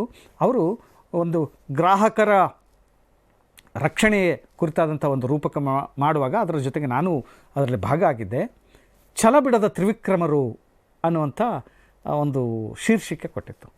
ತ್ರಿವಿಕ್ರಮ, ಛಲ ಬಿಡದ ತ್ರಿವಿಕ್ರಮ ಅಂದರೆ ಸಣ್ಣ ಮಕ್ಕಳಿದ್ದಾಗಲೇ ಅದು ಗೊತ್ತಿದೆ. ನಮ್ಮ ಚಂದಮಾಮ ಕಥೆ ಓದುವ ಪ್ರತಿಯೊಬ್ಬರಿಗೂ ಕೂಡ ತ್ರಿವಿಕ್ರಮ ಬೇತಾಳನ ಕಥೆ ನಮಗೆ ಗೊತ್ತಿದೆ. ಅವನು ಛಲ ಬಿಡದೆ ಮತ್ತೆ ಹೋಗಿ ಆ ಬೇತಾಳವನ್ನು ಹೆಗಲಿಗೆ ಹಾಕ್ಕೊಂಡು ಅವನಿಗೆ ಪ್ರಶ್ನೆಗೆ ಉತ್ತರ ಕೊಡ್ತಾ ಸಾಕ್ತಾನೆ. ಒಂದು ರೋಮಾಂಚಕ ರಮ್ಯವಾದಂಥ ಕಥೆಯನ್ನು ನಾವು ಬಾಲ್ಯದಲ್ಲಿಂದಲೇ ಅದನ್ನು ರೂಢಿಸಿಕೊಂಡಿದ್ದೇವೆ. ಹೀಗೆ ಇಂಥದ್ದೊಂದು ಶೀರ್ಷಿಕೆ ಕೊಡುವಾಗ ಯಾವಾಗ ಒಬ್ಬ ಕನ್ಸ್ಯೂಮರ್ ಕೋರ್ಟಿಗೆ, ಗ್ರಾಹಕ ನ್ಯಾಯಾಲಯಕ್ಕೆ ಹೋದಂಥ ವ್ಯಕ್ತಿ ಹೇಗೆ ತನಗೆ ಒಳಗಾದಂಥ ಅನ್ಯಾಯವನ್ನು ಕೋರ್ಟಿನ ಮುಂದೆ ಹೇಳ್ತಾ ಅನ್ಯಾಯ ಮಾಡಿದವರಿಗೆ ಶಿಕ್ಷೆ ಕೊಡಿಸುವಲ್ಲಿಗೆ ಅವನು ಹೋರಾಡ್ತಾನಲ್ಲ, ಅದು ಛಲ ಬಿಡದ ಹಾಗೆ ಹೋರಾಡಿದಂಥ, ಅದು ತನ್ನ ಸ್ವಂತಕ್ಕೂ ಇರಬಹುದು, ಸಾರ್ವಜನಿಕವಾಗಿಯೂ ಇರಬಹುದು. ಸಾರ್ವಜನಿಕವಾದಂಥ ತೊಂದರೆಗಳಿಗೂ ಕೂಡ ಏನು ಕೋರ್ಟಿಗೆ ಹೋದಂಥವರು ಇದ್ದಾರೆ. ಹೀಗೆ ಅವರ ಛಲ ಬಿಡದಂಥ ಏನು ಕೆಲಸಗಳು ನಡೀತಾ ಅಂಥದ್ದೊಂದು ಇಟ್ಕೊಂಡು ಒಂದು ರೂಪಕ ನಿರೂಪಣೆ ಆಯಿತು. ಅದಕ್ಕೆ ಟೈಟ್ಲು ಛಲ ಬಿಡದ ತ್ರಿವಿಕ್ರಮರು ಅಂತ. ಹೀಗೆ ಅದೊಂದು ಕ್ಯಾಚಿಯಾಗಿ ಒಂದು ಶೀರ್ಷಿಕೆ ಕೊಡುವಾಗಲೇ ಅದನ್ನೊಂದು ಕ್ಯಾಚಿಯಾಗಿ ಇಡುವಂಥ ಒಂದು ಶೀರ್ಷಿಕೆಯನ್ನು ಕೊಡಬೇಕು. ಅಂತಹ ಶೀರ್ಷಿಕೆಯನ್ನು ಕೊಡೋದ್ರ ಮೂಲಕ ಅದರ ಆ ರೂಪಕದ ಸೊಗಸನ್ನು ನಾವು ಹೆಚ್ಚಿಸಿದಾಗೆ ಆಗ್ತದೆ. ಮತ್ತು ಬರೆಯುವಾಗ ಒಂದು ಆಸಕ್ತಿದಾಯಕವಾದಂಥ ಆರಂಭ ಇರಬೇಕು. ಮತ್ತು ಮಾತಿಗೆ ಪೂರಕವಾದಂಥ ಸಂಗೀತ. ನಾನು ಸಂಗೀತ ಕೊಡಬೇಕು ಅಂತ ಹೇಳಿದ ಕೂಡಲೇ ಎಲ್ಲಿ ಸಿಕ್ಕಲ್ಲೆಲ್ಲ ಸಂಗೀತ ಕೊಡೋದಲ್ಲ. ಅಲ್ಲಿ ಆ ಸನ್ನಿವೇಶಕ್ಕೆ ಆ ಸಂಗೀತದ ಅಗತ್ಯ ಇದೆಯಾ ಅನ್ನೋದನ್ನು ಯೋಚನೆ ಮಾಡಿಕೊಂಡೇ ಸಂಗೀತವನ್ನು ಕೊಡ್ತಾ ಸಾಗಬೇಕು. ಮತ್ತು ಇನ್ನೂ ಒಂದು ಬಾರಿ ಕೊಡಬಹುದು ಏನಂದರೆ, ಏಕತಾನತೆ ಅನ್ನಿಸ್ತದೆ, ತುಂಬ ಮೊನೊಟನಸ್ ಅನ್ನಿಸ್ತಾ ಇದೆ ನನ್ನ ನಿರೂಪಣೆಯೊಳಗೆ ಅಥವಾ ಕಥಾ ನಿರೂಪಣೆ, ಅದನ್ನು ಸಾಧ್ಯ ಆದಷ್ಟು ಅವಾಯ್ಡ್ ಮಾಡಬೇಕು. ಸಾಧ್ಯ ಆದಷ್ಟು ಆಗ ಏಕತಾನತೆ ಬರದ ಹಾಗೆ ನೋಡ್ಕೊಳ್ಬೇಕು. ಏನೋ ಅಕಸ್ಮಾತಾಗಿ ಆಗ್ತದೆ ಅಂದಾಗ ಅದನ್ನು ಸರಿಪಡಿಸುವ ರೀತಿಯಲ್ಲಿ ಅಲ್ಲಲ್ಲಿ ಸಂಗೀತವನ್ನು ಸೇರಿಸಿ ಅದರಿಂದ ಆ ಏಕತಾನತೆಯಿಂದ ಹೊರಬರಲಿಕ್ಕೂ ಕೂಡ ಸಂಗೀತವನ್ನು ಬಳಸಿಕೊಂಡಂಥ ಕ್ರಮಗಳು ಇದೆ. ಅದನ್ನು ಕೂಡ ಅನ್ನಿಸ್ಬೇಕು. ಆಮೇಲೆ ಇಫೆಕ್ಟ್ಸ್ ಹಾಕ್ಲಿಕ್ಕೆ ಹೇಳಿದ್ದಾರೆ, ಇಫೆಕ್ಟ್ಸ್ ಬಳಸ್ಬೋದು ಅಂತಂದ್ಕೊಳ್ಳಿ. ಕಂಡಲ್ಲಿ ಸಿಕ್ಕಲ್ಲಿ ಅನಾವಶ್ಯಕವಾಗಿ ಇಫೆಕ್ಟ್ಸ್ಗಳನ್ನು ಬಳಸೋದಲ್ಲ. ಆ ಶಬ್ದ ಪರಿಣಾಮವನ್ನು ಅದಕ್ಕೆ ಸರಿಯಾದ ರೀತಿಯಲ್ಲಿ ಸರಿಯಾದ ಸ್ಥಾನದಲ್ಲಿಯೇ ಕೊಡಬೇಕು. ಇಲ್ಲಿ ಕೊಡಬೇಕಾದ ಶಬ್ದ ಪರಿಣಾಮವನ್ನು ಇನ್ನೆಲ್ಲೋ ಕೊಟ್ಟರೆ ಅದು ಎಂಥ ಆಭಾಸ ಆಗ್ಬೋದು. ಹೀಗಾಗಿ ಆಯಾ ಸ್ಥಾನದಲ್ಲಿಯೇ ಅದಕ್ಕೆ ಬೇಕಾದಂಥ ಸಂದರ್ಭದಲ್ಲಿಯೇ ಆ ಶಬ್ದ ಪರಿಣಾಮವನ್ನು ಕೊಟ್ಟು ಆ ರೂಪಕವನ್ನು ರಂಗೇರಿಸಬೇಕು. ನಾನು ಹಾಗೆ ಹೇಳಿದಾಗೆ ತುಂಬ ಧ್ವನಿಗಳು ಬೇಡ, ನಿರೂಪಕಿ ಇಬ್ಬರಿದ್ದರೆ ಸಾಕು. ಮತ್ತು ಉಳಿದ ಹಾಗೆ ಬೇಕು ಅಂತಾದರೆ ಬೇರೆ ಏನಾದರೂ ಒಂದು ಸ್ವಲ್ಪ ಧ್ವನಿಗಳನ್ನು ತೆಗೆದುಕೊಳ್ಬೇಕು. ಹೆಚ್ಚು ಧ್ವನಿಗಳಿದ್ದರೆ ಯಾಕೆ ಬೇಡ ಅನ್ನೋದಂತಂದರೆ ಎರಡು ಕಾರಣ. ನಾನು ಇದೊಂದು ಶಬ್ದ ರೂಪಕವನ್ನು ನಾನು ಕಟ್ಟಿಕೊಡ್ತಾ ಇದ್ದೇನೆ, ಒಂದು ಶಬ್ದ ಚಿತ್ರವನ್ನು ನಾನು ಕಟ್ಟಿಕೊಡ್ತಾ ಇದ್ದೇನೆ. ಹೀಗಾಗಿ ಇಲ್ಲಿ ಮಾತನಾಡುವ ಪ್ರತಿಯೊಂದು ಶಬ್ದವೂ ಕೂಡ ಕೇಳಗನಿಗೆ ಮೀಸಲಾದದ್ದು. ನಾನು ಕೇಳಗನಿಗಾಗಿ ಇದನ್ನೆಲ್ಲ ಮಾಡ್ತಾ ಇರೋದು. ನನ್ನ ಕೇಳಗನಿಗೆ ಒಂದು 10-15 ಧ್ವನಿಗಳು ಬಂದರೆ ಯಾವುದು ಆ ಧ್ವನಿ ಅಂತ ಗ್ರಹಿಸಲಿಕ್ಕೆ ಕಷ್ಟ ಆಗ್ತದೆ. ಅದು ಯಾರ ಧ್ವನಿ, ಯಾವ ಧ್ವನಿ, ಯಾಕೆ ಬಂತು ಆ ಧ್ವನಿ, ಅದೆಲ್ಲ ಕಷ್ಟ ಆಗ್ತದೆ. ಹೀಗಾಗಿ ನಾವು ಧ್ವನಿಗಳನ್ನು ಒಂದು ಸೀಮಿತಗೊಳಿಸಿಕೊಂಡ್ರೆ ಒಬ್ಬರು ನಿರೂಪಕಿ ಬೇಕಾದಲ್ಲಿ ಇನ್ನೊಂದು 2-3 ಬೇರೆ ಬೇರೆ ಧ್ವನಿಗಳನ್ನು ಗುರುತಿಸೋ ಹಾಗೆ ಮಾಡಿಕೊಂಡ್ರೆ ಸಾಕಾಗ್ತದೆ. ಹೆಚ್ಚಿನ ಧ್ವನಿಗಳು ಇದಕ್ಕೆ ಅಗತ್ಯ ಇರಬಾರ್ದು ರೂಪಕಕ್ಕೆ.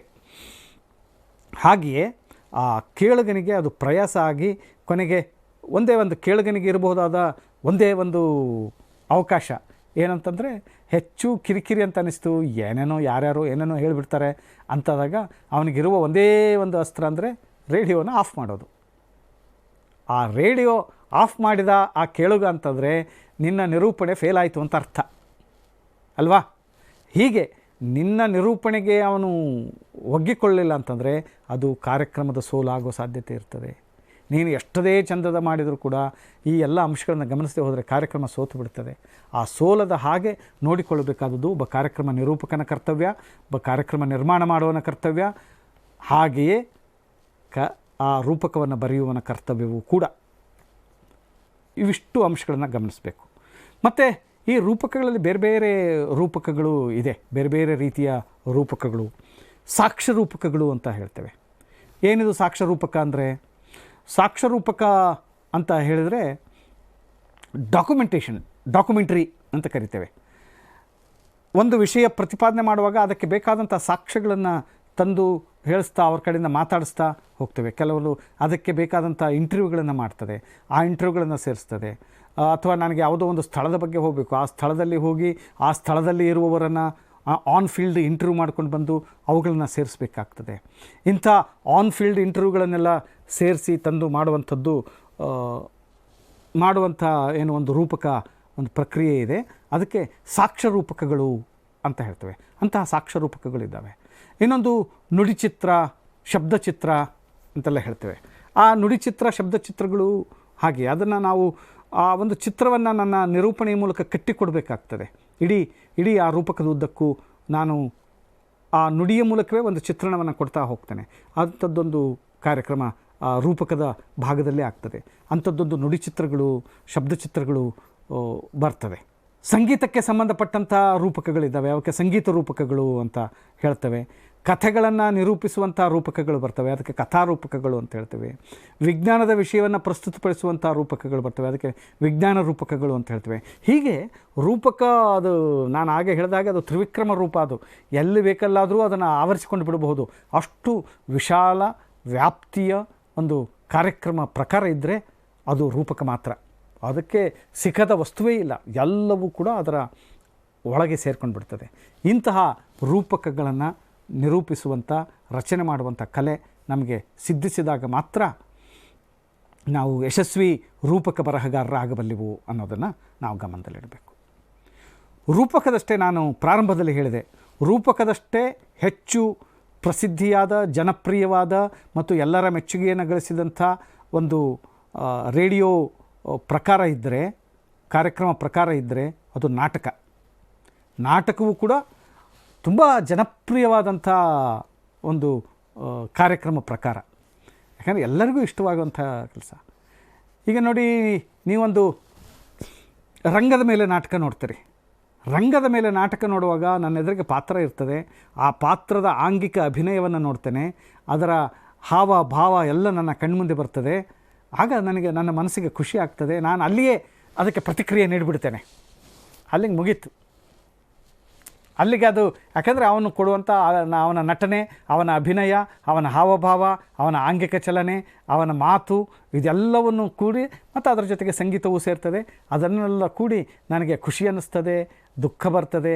ಏನೋ ನನಗೆ ಅನಿಸಿದ್ದನ್ನು ಆಗಿಂದಾಗಲೇ ನಾನು ಅಲ್ಲಿ ಪ್ರತಿಕ್ರಿಯೆ ನೀಡಿಬಿಡ್ತೇನೆ, ಖುಷಿ ಆಗ್ತದೆ. ಆದರೆ ರೇಡಿಯೋ ನಾಟಕ ಹಾಗಾಗೋದಿಲ್ಲ. ರೇಡಿಯೋ ನಾಟಕ ಏನಂದರೆ, ರೇಡಿಯೋ ನಾಟಕದಲ್ಲಿ ಒಂದು ರೀತಿ ಅದಕ್ಕೆ ರಂಗಭೂಮಿ ಏನು ಅಂದರೆ ಅದು ಒಂದು ರಂಗಭೂಮಿ ಅಂತ ಅಂದ್ಕೊಳ್ಳೋಣ. ಅದಕ್ಕೆ ರಂಗಭೂಮಿ ಯಾವುದು ಅಂತಂದರೆ ನಮ್ಮ ಮನಸ್ಸೇ ರೇಡಿಯೋ ನಾಟಕದ ರಂಗಭೂಮಿ. ನಮ್ಮ ಮನಸ್ಸಿನ ಮೇಲೆಯೇ ಅದೆಲ್ಲ, ಮನಸ್ಸಿನ ವೇದಿಕೆಯ ಮೇಲೆಯೇ ಅವೆಲ್ಲ ನಡೀತಾ ಹೋಗ್ತದೆ. ಆದರೆ ಆ ರೇಡಿಯೋ ನಾಟಕಕ್ಕಿರುವ ಶಕ್ತಿ ಅಂದರೆ ನಿಮ್ಮ ಕಲ್ಪನಾ ಶಕ್ತಿಯನ್ನು ಅದು ಹೆಚ್ಚು ಮಾಡ್ತಾ ಹೋಗ್ತದೆ. ಒಂದು ಯಾವುದೋ ರೇಡಿಯೋ ನಾಟಕದಲ್ಲಿ ಒಂದು ಆ ಪಾತ್ರವನ್ನು ನೋಡ್ತೀರಿ. ಆ ಪಾತ್ರ ನೀವು ರಂಗದ ಮೇಲೆ ನೋಡೋದಕ್ಕಿಂತ ಹೆಚ್ಚು ಪರಿಣಾಮಕಾರಿಯಾಗಿ ನಿಮ್ಮದೇ ದೃಷ್ಟಿಕೋನದಿಂದ ಕೆಲವೊಂದು ಬಾರಿ ನೀವೇ ಆಗಿ ಅದನ್ನು ಗ್ರಹಿಸ್ತಾ ಹೋಗ್ತೀರಿ. ಆ ಕೆಲವೊಂದು ಪಾತ್ರ ಅದು ಒಂದೊಂದು ಬಾರಿ ನೀವೇ ಆಗಿರೋ ಸಾಧ್ಯತೆ ಇರ್ತದೆ, ಅಥವಾ ನಿಮ್ಮ ಕಲ್ಪನೆಯ ಪಾತ್ರ ಅಲ್ಲಿ ರೂಪುಗೊಳ್ಳುತ್ತದೆ. ಹೀಗಾಗಿ ಅದರ ರೂಪು ರಚನೆ ಕೊಟ್ಟದ್ದು ಒಬ್ಬ ಬರಹಗಾರ ಇರಬಹುದು, ಅದಕ್ಕೆ ಧ್ವನಿ ಕೊಟ್ಟದ್ದು ಒಬ್ಬ ಕಲಾವಿದ ಇರಬಹುದು. ಆದರೆ ಅದನ್ನು ನಿಮ್ಮ ಮನದ ಪರದೆಯ ಮೇಲೆ ಮೂಡಿಸ್ಕೊಳ್ತಾ ಹೋಗಬೇಕಾದ್ರೆ ಅದರಲ್ಲಿ ನೀವೇ ಒಬ್ಬ ನಿರ್ದೇಶಕನಾಗ್ತೀರಿ, ಅಥವಾ ನೀವೇ ಪಾತ್ರ ಆಗ್ತೀರಿ, ಅಥವಾ ನಿಮ್ಮ ಕಲ್ಪನೆಯ ಪಾತ್ರಗಳು ನಿಮ್ಮ ಕಣ್ಮುಂದೆ ಬಂದು ಹೋಗ್ತಾ ಇರ್ತದೆ.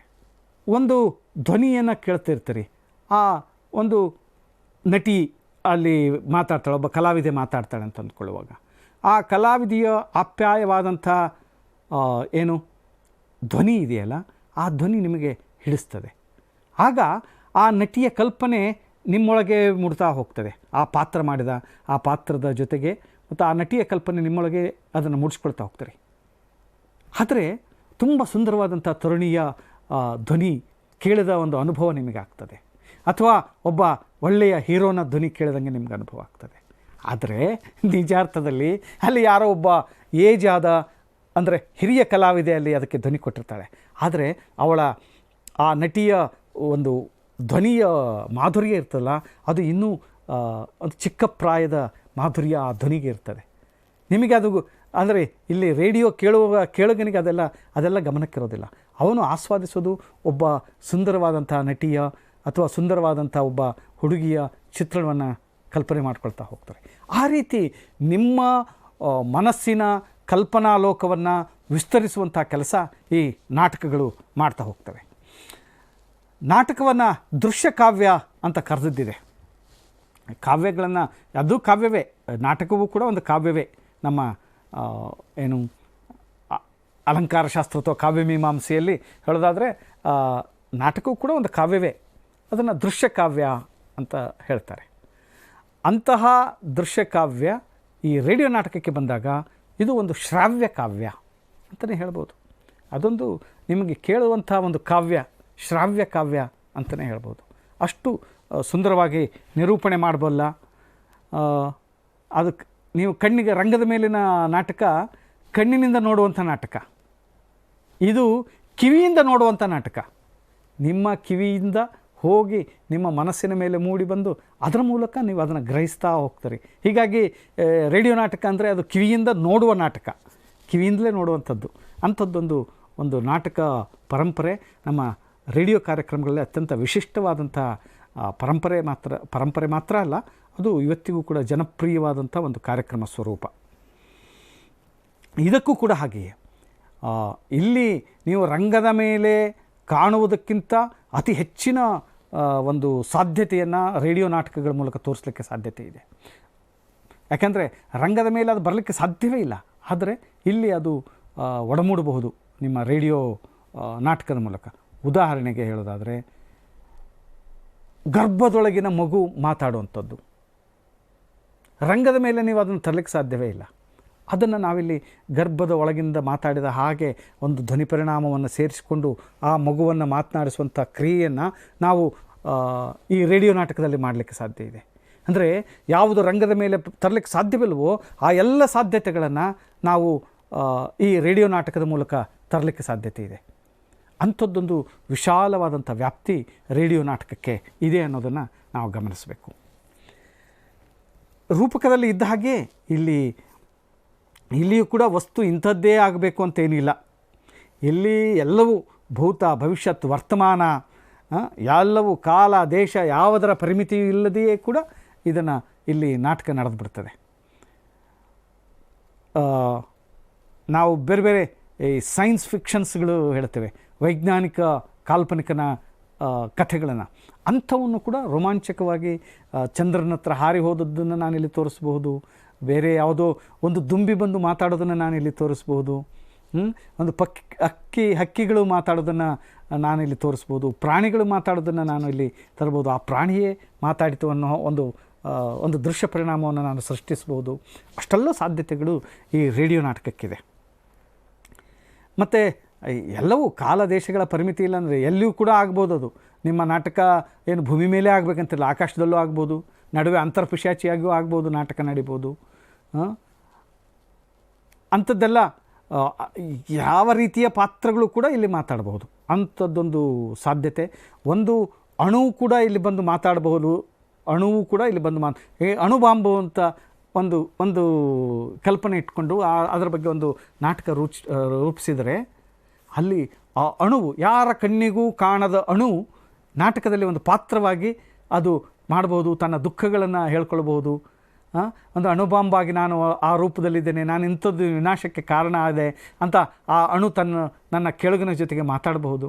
ಅಂಥದ್ದೊಂದು ಸಾಧ್ಯತೆ ಈ ರೇಡಿಯೋ ನಾಟಕಕ್ಕಿದೆ. ಅಂದರೆ ನಮ್ಮ ಕಲ್ಪನಾ ಶಕ್ತಿಯನ್ನು ಎಷ್ಟು ಬೇಕಾದರೂ ವಿಸ್ತರಿಸಿಕೊಳ್ಳಬಲ್ಲ. ಒಬ್ಬ ಕಾರ್ಯಕ್ರಮ ನಿರೂಪಕನಿಗೆ ತನ್ನ ಚಮತ್ಕಾರವನ್ನು ತೋರಿಸಲಿಕ್ಕೆ ಹಲವು ಸಾಧ್ಯತೆಗಳನ್ನು ತೆರೆದಿಡುವಂಥ ಒಂದು ಕ್ರಿಯೆ ಇದ್ದರೆ, ಒಂದು ಕಾರ್ಯಕ್ರಮ ಇದ್ದರೆ ಅದು ನಾಟಕ. ಒಂದು ರಂಗನಾಟಕ ಒಂದು ಸಮುದಾಯಕ್ಕೆ, ಅಂದರೆ ಅಲ್ಲಿ ಅಷ್ಟು ಜನ ಪ್ರೇಕ್ಷಕರಿದ್ದಾರೆ, ಅಷ್ಟು ಜನ ಪ್ರೇಕ್ಷಕರಿಗಾಗಿ ನಡೆಯುವಂಥ ಕೆಲಸ, ಇಡೀ ಅಷ್ಟು ಜನ ಪ್ರೇಕ್ಷಕರು. ಆದರೆ ನಾನೊಂದು ರೇಡಿಯೋ ನಾಟಕ ಮಾಡಿದೆ ಅಂತಂದರೆ, ರೇಡಿಯೋ ನಾಟಕ ಅನ್ನೋದು ಅದು ಸಮೂಹಕ್ಕೆ ತಲುಪ್ತದೆ ನಿಜ, ಆದರೆ ಅದು ಒಬ್ಬೊಬ್ಬ ಕೇಳಗನಿಗೆ ಪ್ರತ್ಯೇಕ ಒಬ್ಬೊಬ್ಬ ಕೇಳಗ ಅದನ್ನು ಪರಿಭಾವಿಸುವ ಕ್ರಮ, ಅದನ್ನು ತಿಳಿದುಕೊಳ್ಳುವಂಥ ಕ್ರಮ ಭಿನ್ನ ಭಿನ್ನ. ಹೀಗಾಗಿ ಅಲ್ಲಿ ಇರುವ ಒಬ್ಬೊಬ್ಬನೇ ಪ್ರೇಕ್ಷಕ ನಮಗೆ. ಅಂತಹ ಒಬ್ಬೊಬ್ಬ ಪ್ರೇಕ್ಷಕರು ಆಗಿ ಅಲ್ಲೂ ಸಹಸ್ರಾರು ಪ್ರೇಕ್ಷಕರು ನಮಗೆ ಕೇಳುಗರು ಆಗ್ತಾರೆ. ಆದರೆ ಒಂದು ರೇಡಿಯೋ ನಾಟಕ ಕೇಳುವಾಗ ಒಬ್ಬ ಪ್ರೇಕ್ಷಕ ಒಂದು ಮೂಲೆಯಲ್ಲಿ ಕೂತ್ಕೊಂಡು ತಾನೇ ಕೇಳ್ತಾ ಇರ್ತಾನೆ. ಹೀಗಾಗಿ ಒಬ್ಬನೇ ಪ್ರೇಕ್ಷಕ. ಆದರೆ ಅಂತಹ ಪ್ರೇಕ್ಷಕರು ಹಲವು ಜನ ಸೇರಿ, ಎಲ್ಲೆಲ್ಲೋ ಇರುವಂಥ ಯಾವುದೋ ಮೂಲೆಯಲ್ಲಿರುವಂಥ ಎಲ್ಲ ಪ್ರೇಕ್ಷಕರು ಸೇರಿ ಒಂದು ಸಮೂಹ ಆಗಿ ನಮಗೆ ಸಿಗ್ತಾ ಹೋಗ್ತದೆ. ಇಲ್ಲಿ ಮೊದಲು ಒಂದು ನಿರ್ಧಾರ ಮಾಡ್ಕೊಂಡು ಬಿಡೋಣ. ಈ ನಾಟಕ ಅನ್ನೋದು ಇದೆ, ನಾಟಕದ ಅವಧಿ ಎಷ್ಟಿರಬೇಕು ಅನ್ನೋದನ್ನು ಮೊದಲೇ ನಿರ್ಧರಿಸ್ಕೊಂಡು ಬಿಟ್ಟರೆ ನಾಟಕ ಹೇಗೆ ರಚನೆ ಮಾಡಬಹುದು, ಅದು ನಾಟಕದ ಬೇರೆ ಬೇರೆ ವಿಭಾಗಗಳನ್ನು ಹೇಗೆ ನೋಡಬೇಕು ಅನ್ನೋದನ್ನು ಮತ್ತೆ ನೋಡ್ಕೊಳ್ಳೋಣ. ಸಾಮಾನ್ಯವಾಗಿ ನಾಟಕ ಅಂತ ಆದಾಗ ಅದು ಎಷ್ಟು ನಿಮಿಷವೂ ಬೇಕಾದರೂ ಆಗ್ಬೋದು. ಅಂದರೆ 10 ನಿಮಿಷದಲ್ಲಿ ಒಂದು ನಾಟಕ ರೂಪಿಸಲಿಕ್ಕೆ ಸಾಧ್ಯತೆ. ಸ್ಕಿಟ್ಸ್ ಅಂತ ಹೇಳ್ತೇವಲ್ಲ, ಸಣ್ಣ ಸ್ಕಿಟ್ಗಳು, ಅದು ನಾಟಕದ ರೂಪವೇ. ಅಂತಹ 10 ನಿಮಿಷದ ಸ್ಕಿಟ್ ಕೂಡ ನಾಟಕವಾಗಿ ಆಗ್ತದೆ. 10ರಿಂದ ಹಿಡಿದು 15 ಆಗ್ಬೋದು, 20 ಆಗ್ಬೋದು, 30 ಆಗ್ಬೋದು, 60 ನಿಮಿಷಗಳವರೆಗೂ ಕೂಡ ನಾವು ಒಂದು ನಾಟಕವನ್ನು ಮಾಡಬಹುದು. ಅದಕ್ಕಿಂತ ಹೆಚ್ಚಾದರೆ ಮಾಡಬಹುದು, ಆದರೆ ಯಾರು ಕೇಳೋದಿಲ್ಲ ಅಷ್ಟೇ. ನೀವು ನಾಟಕ ಮಾಡಲಿಕ್ಕೆ ಏನೂ ತೊಂದರೆ ಇಲ್ಲ, ಮಾಡಿ, ಆದರೆ ಯಾರು ಕೇಳೋದಿಲ್ಲ. ಅಂದರೆ ಒಬ್ಬ ಕೇಳುಗನ ನಾನೊಂದು ನಾಟಕ ನಿರ್ಮಿಸಬೇಕಾದ್ರೆ ನನಗೆ ನನ್ನ ಕೇಳುಗ ಮುಖ್ಯ. ಅವನ ಸಾಮರ್ಥ್ಯ ಎಷ್ಟು ಇರ್ತದೆ, ಅವನು ಇಡೀ ದಿನ ಕೂತು ರೇಡಿಯೋ ನಾಟಕ ಕೇಳಲಿಕ್ಕೆ ಆಗೋದಿಲ್ಲ. 1 ತಾಸಿನ ಅವಧಿ ಆದರೆ ಅದು ಮ್ಯಾಕ್ಸಿಮಮ್. ಅದಕ್ಕಿಂತ ಹೆಚ್ಚಿಗೆ ನೀನು ಕೊಂಡೊಯ್ಯಲಿಕ್ಕೆ ಆಗೋದಿಲ್ಲ. ಅಂದರೆ ಆ ಕೇಳುಗನನ್ನು ಹಿಡಿದಿಡ್ಲಿಕ್ಕೆ ಸಾಧ್ಯ ಇಲ್ಲ. 1 ತಾಸಿನೊಳಗೆ ಮುಗಿಸ್ಲೇಬೇಕು ಆ ನಾಟಕವನ್ನು. ಅಂತ ಆ 1 ತಾಸಿನ ಅವಧಿ, 1 ತಾಸಿದು ಮ್ಯಾಕ್ಸಿಮಮ್. ಅದಕ್ಕಿಂತ ಹೆಚ್ಚು ಹೋದರೆ ತಪ್ಪದು. ಅದರ ಒಳಗೆ ಈಗ ಇನ್ನೂ ಕಡಿಮೆ ಮಾಡಬೇಕೆ ನಡೆದಿದೆ. ಸಾಧ್ಯ ಆದಷ್ಟು 1 ತಾಸಿನ ನಾಟಕಗಳನ್ನು ಅವಾಯ್ಡ್ ಮಾಡ್ತಾ ಇದ್ದೇವೆ. ಈಗ 1 ತಾಸಿನ ನಾಟಕಗಳಿಗಿಂತ ಅರ್ಧ ತಾಸಿನ ನಾಟಕಗಳಿಗೆ ಹೆಚ್ಚು ಒತ್ತು ಕೊಡ್ತಾ ಇದ್ದೇವೆ. ಅರ್ಧ ತಾಸಿನ ನಾಟಕ ಇದೆಯಲ್ಲ, ಇದು ಸರಿಯಾದ ಒಂದು ನಾಟಕದ ಅವಧಿ ಅಂತ ಹೇಳ್ಬೋದು. ಯಾಕಂದರೆ ಆ 30 ನಿಮಿಷಗಳಲ್ಲಿ ಎಲ್ಲವನ್ನೂ ಹೇಳಿಬಿಡಬಹುದಾದಂಥ ಇಡೀ ಒಂದು ವಸ್ತುವನ್ನು ತೆಗೆದುಕೊಂಡು ಆ ನಾಟಕದ ಬೇರೆ ಬೇರೆ ಸನ್ನಿವೇಶಗಳನ್ನು, ಬೇರೆ ಬೇರೆ ಭಾವಗಳನ್ನು ವ್ಯಕ್ತಪಡಿಸಿ ಒಂದು ಕಥಾಹಂದರವನ್ನು ನಿರೂಪಿಸಿ ಅದನ್ನು ಪ್ರಸ್ತುತಪಡಿಸಲಿಕ್ಕೆ 30 ನಿಮಿಷ ಅದು ಸರಿಯಾದ ಸಮಯ. ಆದರೆ ನನ್ನ ಕಥಾವಸ್ತುವಿನ ದೃಷ್ಟಿಯಿಂದ 30 ನಿಮಿಷ ಸಾಕಾಗೋದಿಲ್ಲ ಅಂತಾದರೆ ನಮಗೆ ಅತಿ ಹೆಚ್ಚು ಅಂದರೆ 60 ನಿಮಿಷದವರೆಗೆ ಒಂದು ನಾಟಕವನ್ನು ನಾವು ನಿರೂಪಿಸಬಹುದು. ಅದು ಕಥಾವಸ್ತುವಿನ ದೃಷ್ಟಿಯಿಂದ ಇಟ್ಕೊಂಡು ಮಾತ್ರ ಈ ಹೆಚ್ಚಳ. ಇಲ್ಲದಿದ್ದರೆ ಅರ್ಧ ತಾಸಿಗೆ ನಿಲ್ಲಿಸೋದೇ ಬಹಳ ಸೂಕ್ತವಾದಂಥದ್ದು. ಅರ್ಧ ತಾಸಿನ ನಾಟಕವೇ ಅತ್ಯಂತ ಸೂಕ್ತವಾದಂಥ ನಾಟಕ. ನನ್ನ ವಸ್ತು ವಿಷಯ ಹೆಚ್ಚಾಗಿದೆ, ನಾನು ಆ ಕಥಾಹಂದರವನ್ನು ಇಷ್ಟು ದೀರ್ಘವಾಗಿ ಬಂದಿದೆ ಅಂತ ಆದರೆ ಅದನ್ನು 1 ತಾಸಿನವರೆಗೂ 60 ನಿಮಿಷಗಳವರೆಗೂ ಕೂಡ ಮಾಡಬಹುದು. ಇಷ್ಟನ್ನು ನಾನು ಇಟ್ಕೊಂಡ್ರೆ ಹೇಗೆ ಅದನ್ನು ರೂಪಿಸ್ಬೋದು? ಈ ಕನ್ನಡದಲ್ಲೂ ಮತ್ತು ಉಳಿದ ಕಡೆಯಲ್ಲೂ ಕೂಡ ಈ ನಾಟಕಗಳು ಪ್ರಾರಂಭದಲ್ಲಿ ಆಗಿದ್ದ ನಂತರ ರೇಡಿಯೋ ನಾಟಕಗಳು ಅಂತ ರೂಪುಗೊಂಡಿದ್ದು ಬಹಳ ಕಡಿಮೆ. ರೇಡಿಯೋಕ್ಕಾಗಿಯೇ ಅಂತ ನಾಟಕಗಳು ರೂಪುಗೊಂಡದ್ದು ಕಡಿಮೆ ಪ್ರಾರಂಭದ ದಿನಗಳು ಏನಾಗ್ತಿತ್ತು ಅಂದರೆ ರಂಗನಾಟಕಗಳನ್ನೇ ರೇಡಿಯೋ ನಾಟಕವಾಗಿ ರೂಪಾಂತರಗೊಳ್ತಾ ಇದ್ದವು. ಇಡೀ ರಂಗನಾಟಕದಲ್ಲಿದ್ದಂಥ ಕಥಾವಸ್ತುವನ್ನೇ ರೇಡಿಯೋಕ್ಕೆ ಅಳವಡಿಸಿ ಮಾಡಿದ್ದು ಇದೆ. ಅದು ಕೆಲವೊಂದು ಬಾರಿ ಅಂತೂ ಇಡೀ ಸಂಪೂರ್ಣ ಹೇಗಿತ್ತು ರಂಗನಾಟಕ ಇಡೀ ರಂಗನಾಟಕವನ್ನೇ ಇಲ್ಲಿ ರೇಡಿಯೋಕ್ಕೆ ತಂದದ್ದು ಕೂಡ ಉದಾಹರಣೆಗಳಿದ್ದಾವೆ. ಇದರ ಜೊತೆಗೆ ಕಾದಂಬರಿಗಳನ್ನು ಕೂಡ ರೇಡಿಯೋ ನಾಟಕವಾಗಿ ರೂಪಾಂತರಿಸಿದಂಥ ಕಥಾ ಅಂದರೆ ಇದೆ. ಅಂದರೆ ಅದು ಸ್ವಲ್ಪ ದೀರ್ಘವಾಗಿ ತೆಗೆದುಕೊಂಡು ಹೋಗುವಂಥದ್ದು. ನಾನು ಆಗ ಹೇಳಿದಾಗೆ ಒಂದು ಮೈಕ್ರೋಸ್ಕೋಪ್ನಲ್ಲಿ ನಾವು ಕಾಣಬಹುದಾದ ಸೂಕ್ಷ್ಮ ಜೀವಿಯನ್ನು ಕೂಡ ಇಲ್ಲಿ ಪಾತ್ರವಾಗಿಸಬಹುದು ಅಂತ ಹೇಳಿದ್ನಲ್ಲ, ಅದು ಎಂಥದ್ದೇ ರೂಪ. ಇದೊಂದು ಕಲ್ಪನೆ ಅಷ್ಟೇ. ನಾನು ಒಂದು ಯಾವುದೋ ಮೈಕ್ರೋಸ್ಕೋಪ್ನಲ್ಲಿ ಕಾಣುವ, ಈಗ ಉದಾಹರಣೆಗೆ ಕೊರೋನಾ ಇದೆ, ಕೊರೋನಾದ ಜೊತೆಗೆ ನಾನು ಮಾತುಕತೆ ಮಾಡ್ತೇನೆ, ಕೊರೋನಾ ವೈರಸ್ ಜೊತೆಗೆ ನಾನು ಮಾತುಕತೆ ಮಾಡ್ಬೋದು, ಅದನ್ನು ರೇಡಿಯೋ ನಾಟಕವಾಗಿ ರೂಪಿಸ್ಬೋದು. ಕೊರೋನಾ ತನ್ನ ಖುಷಿಯನ್ನು, ನೀವು ಮಾಡಿದಂಥ ತಪ್ಪುಗಳಿಗೆ ನಾನು ಹೇಗೆ ಪ್ರತಿಕ್ರಿಯಿಸಿದ್ದೇನೆ ಅನ್ನೋದನ್ನು ಕೊರೋನಾ ವೈರಸ್ ಹೇಳ್ಬೋದು, ವೈರಸ್ ಜೊತೆಗೆ ಮಾತಾಡ್ಬೋದು. ಇದು ಲೌಕಿಕವಾಗಿ ಅಂದರೆ ವಾಸ್ತವಿಕವಾಗಿ ಇದು ಸಾಧ್ಯವಾ? ಇಲ್ಲ, ವಾಸ್ತವಿಕವಾಗಿ ಸಾಧ್ಯ ಇಲ್ಲ. ಆದರೆ ನಿನ್ನ ಕಲ್ಪನಾ ಸಾಮ್ರಾಜ್ಯವನ್ನು ವಿಸ್ತರಿಸುವ ದೃಷ್ಟಿಯಿಂದ, ಒಂದು ರಮ್ಯ ಲೋಕವನ್ನು ಕಟ್ಟಿಕೊಡುವ ದೃಷ್ಟಿಯಿಂದ ಅದನ್ನು ಆ ರೀತಿಯ ಒಂದು ವೈರಸ್ ಜೊತೆಗೆ ಮಾತಾಡಬಹುದಂತ, ವೈರಸ್ ಜೊತೆಗೆ ನಾನು ಯುದ್ಧ ಮಾಡಬಲ್ಲಂತ ಅಂಥದ್ದೊಂದು ಸನ್ನಿವೇಶವನ್ನು ನಿರ್ಮಾಣ ಮಾಡಿಕೊಟ್ಟು ಮಾಡ್ಬೋದು. ಇನ್ನು ಈಗೇನು ಕೊರೋನಾ ಬಂದಿದೆ ಈಗಾಗಲೇ, ಅಂಥದ್ದೊಂದು ಕಥಾನಕಗಳು ಈಗಾಗಲೇ ರೇಡಿಯೋದ ಮೂಲಕ ಪ್ರಾರಂಭ ಆಗಿದೆ. ಕೊರೋನಾ ಮಾತಾಡಿದಂಥ ರೂಪಕಗಳು ಸೃಷ್ಟಿಯಾಗಿದ್ದಾವೆ. ಇನ್ನೂ ಅವು ನಾಟಕವಾಗಿ ಹೊರಬರ್ಬೋದು. ಅಂಥದ್ದೊಂದು ಸಾಧ್ಯತೆಗಳನ್ನು ನಾವು ಸದಾ ಗಮನಿಸ್ತಾ ಇರಬೇಕು ಅನ್ನೋದನ್ನು, ಅಂದರೆ ಒಬ್ಬ ರೇಡಿಯೋ ನಾಟಕ ರಚನಾಕಾರನಿಗೆ ಅದೆಲ್ಲ ಇವೆಲ್ಲ ವಸ್ತುಗಳಾಗಬೇಕು. ಈ ಎಲ್ಲ ವಸ್ತುಗಳಾದಾಗ ಒಬ್ಬ ನಾಟಕ ನಿರ್ಮಿಸೋರಿಗೂ ಒಂದು ಚಾಲೆಂಜ್ ಅದು, ಮತ್ತು ನಾಟಕ ಬರೆಯೋರಿಗೂ ಒಂದು ಚಾಲೆಂಜ್ ಇರುತ್ತದೆ. ಇಂಥದ್ದೊಂದು ರಮ್ಯ ಲೋಕವನ್ನು ಕಟ್ಟಿಕೊಡುವಂಥ ಕೆಲಸ, ಕಲ್ಪನಾ ಲೋಕವನ್ನು ಕಟ್ಟಿಕೊಡುವಂಥ ಕೆಲಸ ರೇಡಿಯೋ ನಾಟಕಗಳು ಮಾಡ್ತಾ ಇರ್ತವೆ. ರೂಪಕದಲ್ಲಿ ನಾನು ಹೇಳಿದಾಗ ರೂಪಕ ಮತ್ತು ಇದರಲ್ಲಿ ನಾಟಕಗಳಲ್ಲಿ ಹೆಚ್ಚು ಕಡಿಮೆ ಒಂದೇ ರೀತಿಯಾದರೂ ಕೂಡ ವ್ಯತ್ಯಾಸವನ್ನು ಸುಮ್ಮನೆ ಒಮ್ಮೆ ಗಮನದಲ್ಲಿ ಇಟ್ಕೊಂಡು ಬಿಡಬೇಕು. ಇಲ್ಲಿ ನಾಟಕದಲ್ಲಿ ಎಲ್ಲವೂ ಪಾತ್ರಗಳೇ, ಇಡೀ ಎಲ್ಲವನ್ನು ಪಾತ್ರಗಳೇ ನಿರೂಪಿಸ್ತಾ ಹೋಗ್ತವೆ, ಪಾತ್ರಗಳೇ ಮಾತಾಡ್ತಾ ಹೋಗ್ತವೆ. ಅಲ್ಲಿ ರೂಪಕದಲ್ಲಿ ಹಾಗಲ್ಲ. ರೂಪಕದಲ್ಲಿ ಪಾತ್ರಗಳು ಬರ್ಬೋದು, ಆದರೆ ಆ ಪಾತ್ರ ಅಷ್ಟಕ್ಕೆ ಸೀಮಿತ. ಅದು ಇಡೀ ರೂಪಕದುದ್ದಕ್ಕೂ ಅದು ವ್ಯಾಪಿಸೋದಿಲ್ಲ. ಅದಕ್ಕೆ ಸಂಬಂಧಪಟ್ಟ ಸನ್ನಿವೇಶಕ್ಕೆ, ಸಂಬಂಧಪಟ್ಟ ಸಂದರ್ಭಕ್ಕೆ ಮಾತ್ರ ಅಲ್ಲಿ ನಿರೂಪಣೆಯೇ ಮೂಲ ಜೀವಾಳ. ನಾಟಕದಲ್ಲಿ ಹಾಗಲ್ಲ. ನಾಟಕದಲ್ಲಿ ನಿರೂಪಣೆಗೆ ಅವಕಾಶ ಕಡಿಮೆ, ಅವಕಾಶ ಇಲ್ಲ ಅಂತಲೇ ಹೇಳ್ಬೋದು. ಯಾಕಂದರೆ ನಿರೂಪಣೆ ಅಂತ ಬಂದರೆ ಅದು ರಸಭಂಗ ಆಗೋ ಸಾಧ್ಯತೆ ಇರ್ತದೆ. ನಿರೂಪಣೆಗಿಂತಲೂ ಅದನ್ನು ಪಾತ್ರಗಳೇ ಕಟ್ಟಿಕೊಡುವಂಥ ಕೆಲಸ ಇಲ್ಲಿ ಆಗ್ತದೆ. ಹೀಗಾಗಿ ಹೆಚ್ಚು ಕಡಿಮೆ ರೂಪಕ ಮತ್ತು ನಾಟಕ ನಿರ್ಮಿಸುವಾಗ ಒಂದೇ ಒಂದು ಯೋಚನೆ, ಅಂದರೆ ನಾಟಕ ರಚನೆ ಮಾಡುವಾಗಲೂ ಕೂಡ ಪಾತ್ರಗಳು ಕಡಿಮೆ ಇರಬೇಕು. ಹೆಚ್ಚು ಪಾತ್ರಗಳಿದ್ದರೆ ಕಷ್ಟ. ಪಾತ್ರಗಳು ಕಡಿಮೆ ಅಂತಂದರೆ ಏಕಪಾತ್ರ ಅಭಿನಯ ಆಗಬಾರ್ದು. ಒಂದೇ ಪಾತ್ರ ಸಾಕು ಅಂತ ಅದು ಕೂಡ ಕಷ್ಟ. ಯಾಕಂದರೆ ಒಂದೇ ಪಾತ್ರ ನಿಮಗೆ ಅಷ್ಟು ಹೊತ್ತು ಇಡೀ ಇದನ್ನು ಹಿಡಿದಿಡ್ಲಿಕ್ಕೆ ಸಾಧ್ಯ ಇಲ್ಲ. ಒಂದು ಪಾತ್ರ ಆದರೆ ಅದು 10 ನಿಮಿಷ ಅಲ್ಲ, 5ರಿಂದ 10 ನಿಮಿಷದೊಳಗೆ ಅದ್ರ ಮುಗಿದೋಗ್ತದೆ. ಹೀಗಾಗಿ ಅಂದರೆ ಅಲ್ಲಿ ವೈವಿಧ್ಯವನ್ನು ತರಲಿಕ್ಕೆ ಕಷ್ಟ ಆಗ್ತದೆ. ಹೀಗಾಗಿ ಪಾತ್ರಗಳು ಬೇಕು. ಆದರೆ ಇಡೀ ಪಾತ್ರಗಳೇ ತುಂಬಿ ಹೋಗಬಾರ್ದು ನಾಟಕದ ತುಂಬ. ಅದಕ್ಕೆ ಸರಿಯಾಗಿ ಅಂದರೆ 4ರಿಂದ 5 ಪಾತ್ರಗಳಿದ್ದರೆ ಅದು ಒಂದು ನಾಟಕಕ್ಕೆ ಸರಿಯಾದಂಥ ವ್ಯವಸ್ಥೆಯನ್ನು ಮಾಡ್ತದೆ. ಹೀಗಾಗಿ ಒಂದು ನಾಟಕಕ್ಕೆ ಒಂದು 3, 4, 5 ಪಾತ್ರಗಳಿದ್ದರೆ ಒಳ್ಳೆಯದು. ಅದಕ್ಕಿಂತ ಜಾಸ್ತಿ ಇದ್ದರೆ ಈಗ ತುಂಬ ಅಂಥದ್ದೇ ನಾಟಕಗಳು ಬರ್ತದೆ, ತುಂಬ ಪಾತ್ರಗಳಿರುವಂಥ ನಾಟಕಗಳು ಬರ್ತವೆ. ಅದರ ಸಮಸ್ಯೆ ಏನು ಅಂತಂದರೆ, ನಾನು ಹೇಳಿದೆ ನನಗೆ ಕೇಂದ್ರ ಬಿಂದು, ನನ್ನ ಯಾವುದೇ ಆಕಾಶವಾಣಿಯ ಕಾರ್ಯಕ್ರಮದ ಕೇಂದ್ರ ಬಿಂದು ಯಾರು ಅಂದರೆ ಕೇಳುಗ. ಅವನೇ ಸೆಂಟರ್. ಅವನನ್ನು ದೃಷ್ಟಿಕೋನದಲ್ಲಿಟ್ಟುಕೊಂಡೇ ನಾನು ಕಾರ್ಯಕ್ರಮ ನಿರೂಪಿಸಬೇಕು, ಕಾರ್ಯಕ್ರಮವನ್ನು ಪ್ರಸ್ತುತಪಡಿಸಬೇಕು.